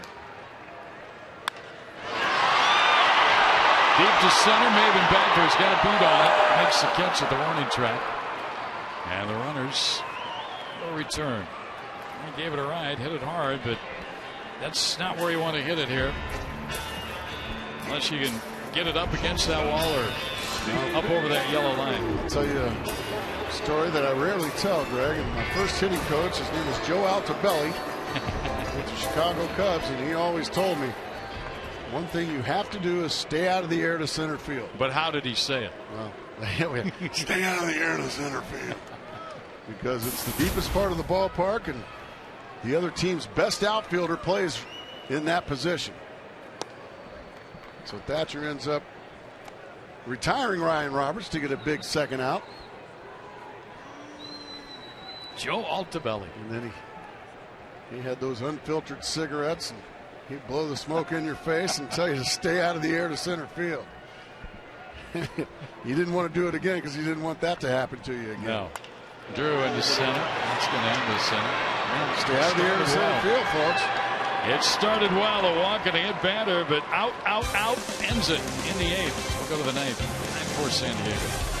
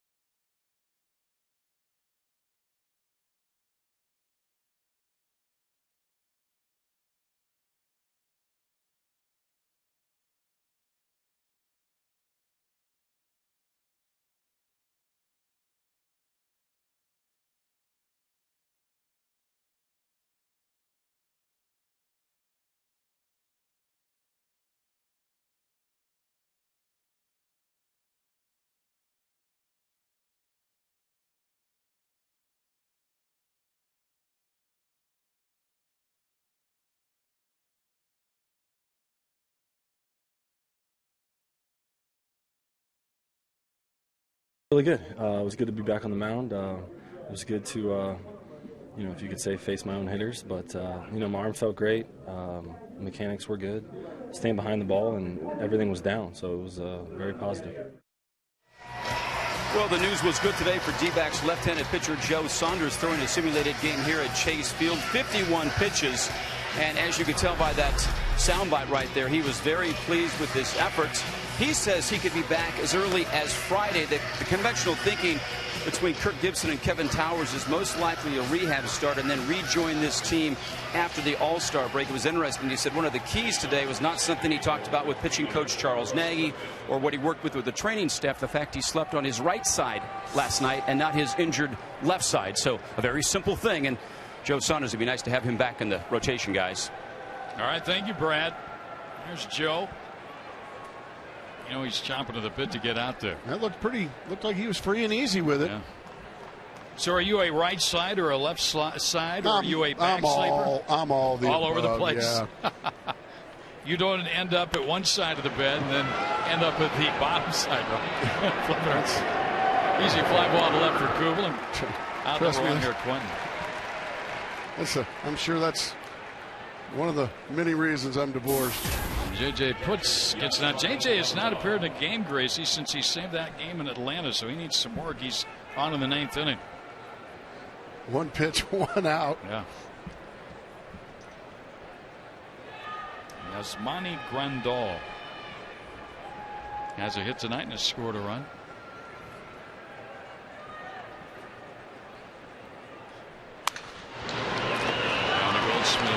Well, this is not really getting any work in. 2 pitches, 2 outs. I guess that's the kind of work you want if you're a reliever. What about you? Are you a left side sleeper, a right side sleeper? Yeah, I kind of move around. Yeah.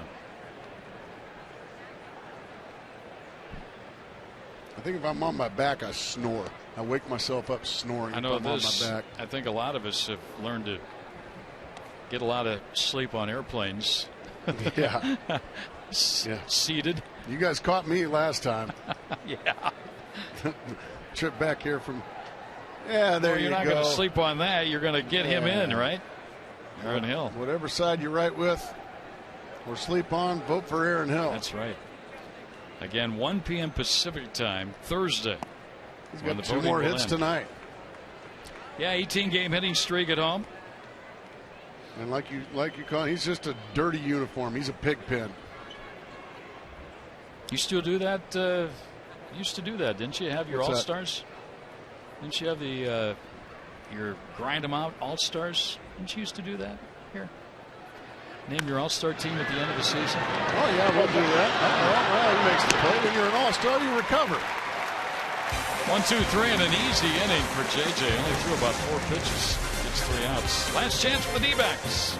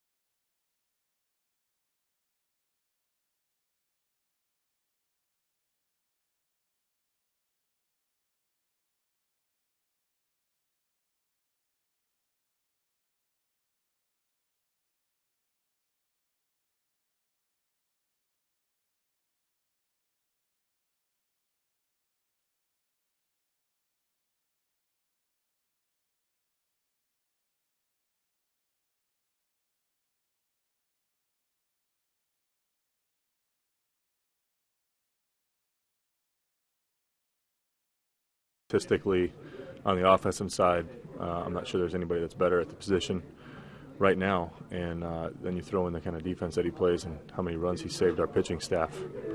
I mean, I think he's the complete all-star. Watch JJ talking about his teammate Aaron Hill, and you vote you and Aaron too. And get those two in. Diamondbacks have teamed up with the Texas Rangers. And those Texas Ranger fans that are supporting you, Darvish, they're asking them to support Aaron Hill. Likewise, Diamondback fans asked to support you, Darvish, on the American League. Texas I think both Rangers. of those guys are deserving. Yeah.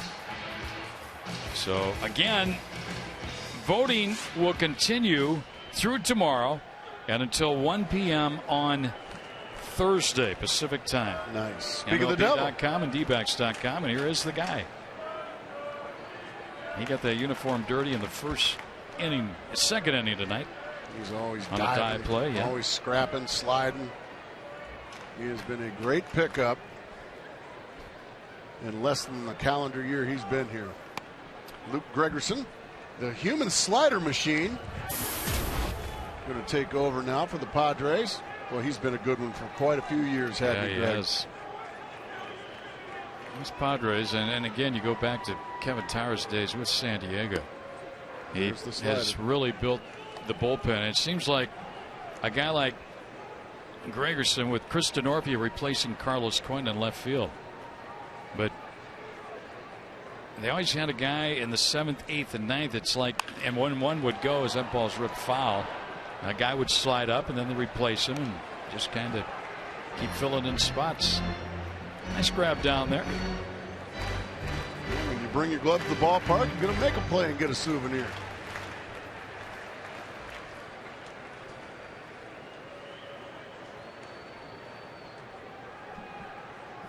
He's wearing his 4th of July colors as well. He's not giving that ball up either.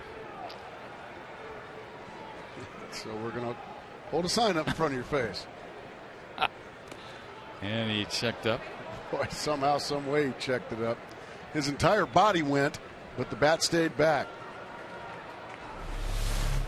I'm going to hit it. Oh, my. Okay. Throw you back out doing that. And then scolds himself. And we'll do it again.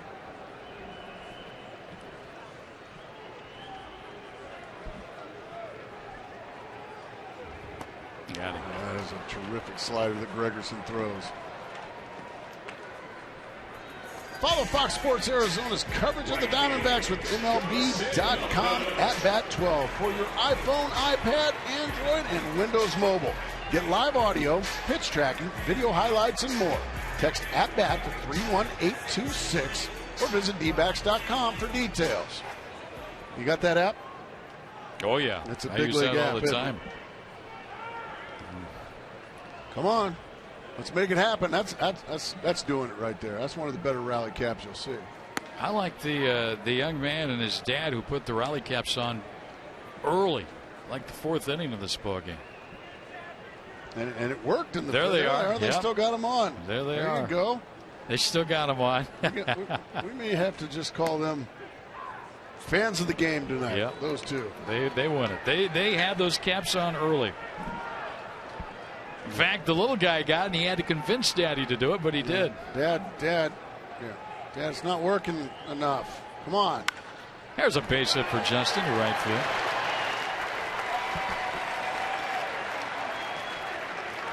I know Justin's thinking this is at first base. I wish I would have gotten that a little earlier tonight when we had a rally going. But maybe it'll start one here in the 9th inning. Jason Kubel has accounted for all of the Diamondback runs here tonight with one swing of his bat.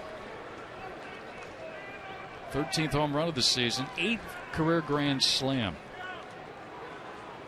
He's already surpassed last year's home run total in Minnesota, and he's only 3 runs batted in away from what he got last year. He's at 13 home runs, 55 runs batted in.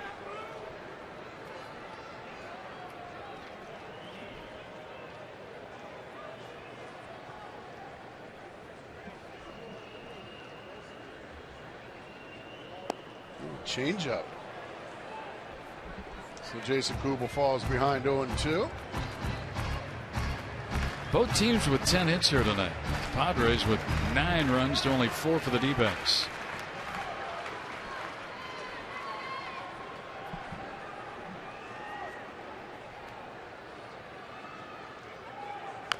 There's a Tapper foul play. It's funny how things go sometimes. Diamondbacks went into Petco Park twice already this season and won 4 out of 6. First strike for the Padres here, and they're on the verge of making it 2 straight over Arizona. And the Diamondbacks had won 10 of their last 12 here. Last 2 home states. They came in and just outplayed the Diamondbacks last night and repeated themselves tonight. Only this guy, one swing of the bat, that's been it. Pulls out a nice play. Going to be a battle and one at first base, and a nice play there by Alonso because Gregerson became a spectator. I think Gregerson expected that to be a double down the line. And that was kind of, as you can see, either thought it was a foul ball, but now it's a now it's a couple of big old bulls trying to get to first base first. Kubel and Alonso. Alonso wins the battle just ahead of Kubel, hustling all the way. But 2 outs, however. Ended up being a nice play by Alonso. Sure did. Here's Goldschmidt now. It's 3 for 4 tonight. Last chance to keep it going. Upton at second with 2 down.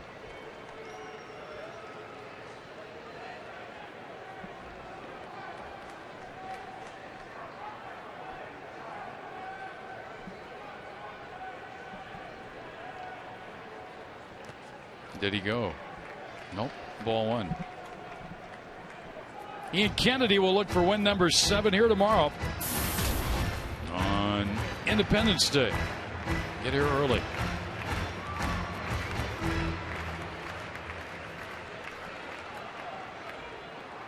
Fireworks after the ball game. Diamondbacks have to hope they have some of their own during the game.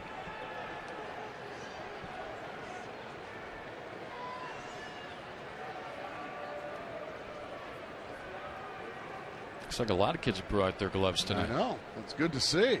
Swing and a miss. Look how good that slider is. You're getting some swings. And those, the one to Aaron Hill, that one, those are in the other. Those are in the, he's got a really good batter's slider. box. That's how good that slider is. And there's not a player in this game that doesn't know that Luke Gregerson has a good slider. They know it's coming. They're still just so hard to lay off. There's another one. Did he go that time?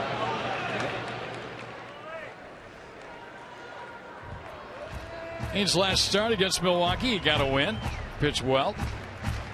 Only 1 walk, 7 strikeouts. He'll try and even his record and get the Diamondbacks a victory before the Dodgers come in starting Thursday night.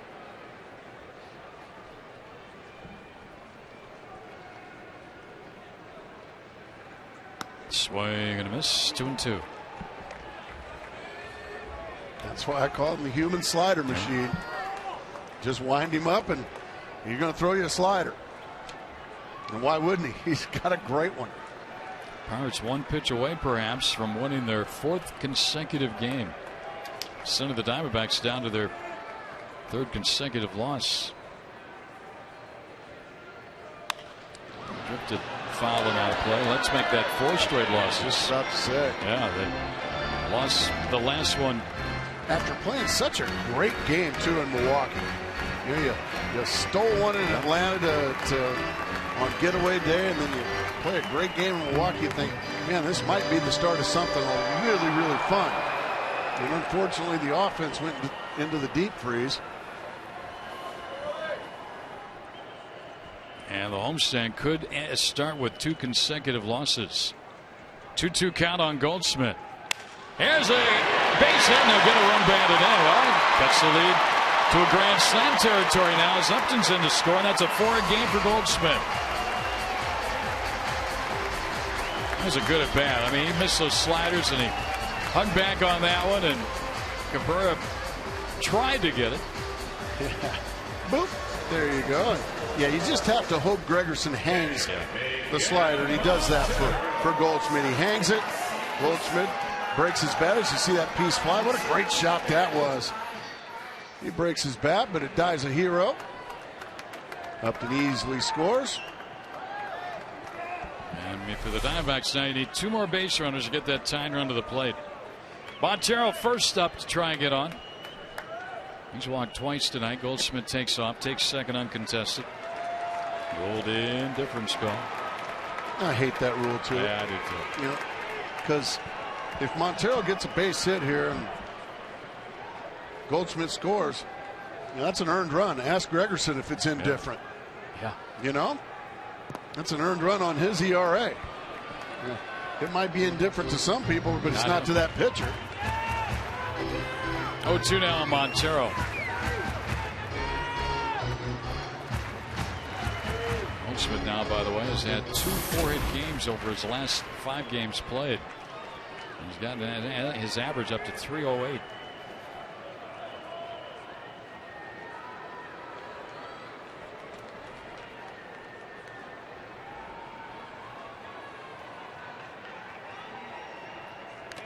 Montero just got a piece of it. Looks like Diamondback's going to switch off and Matt Parra for Chris Young if they get to that spot next.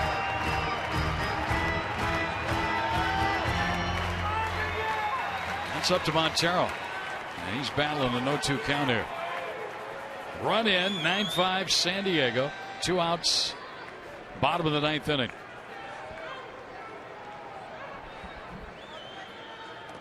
Into the dirt, blocked by Grandal.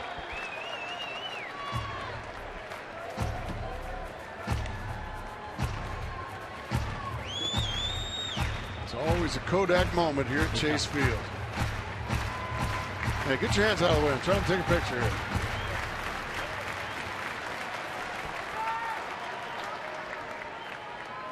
One ball, 2 strikes.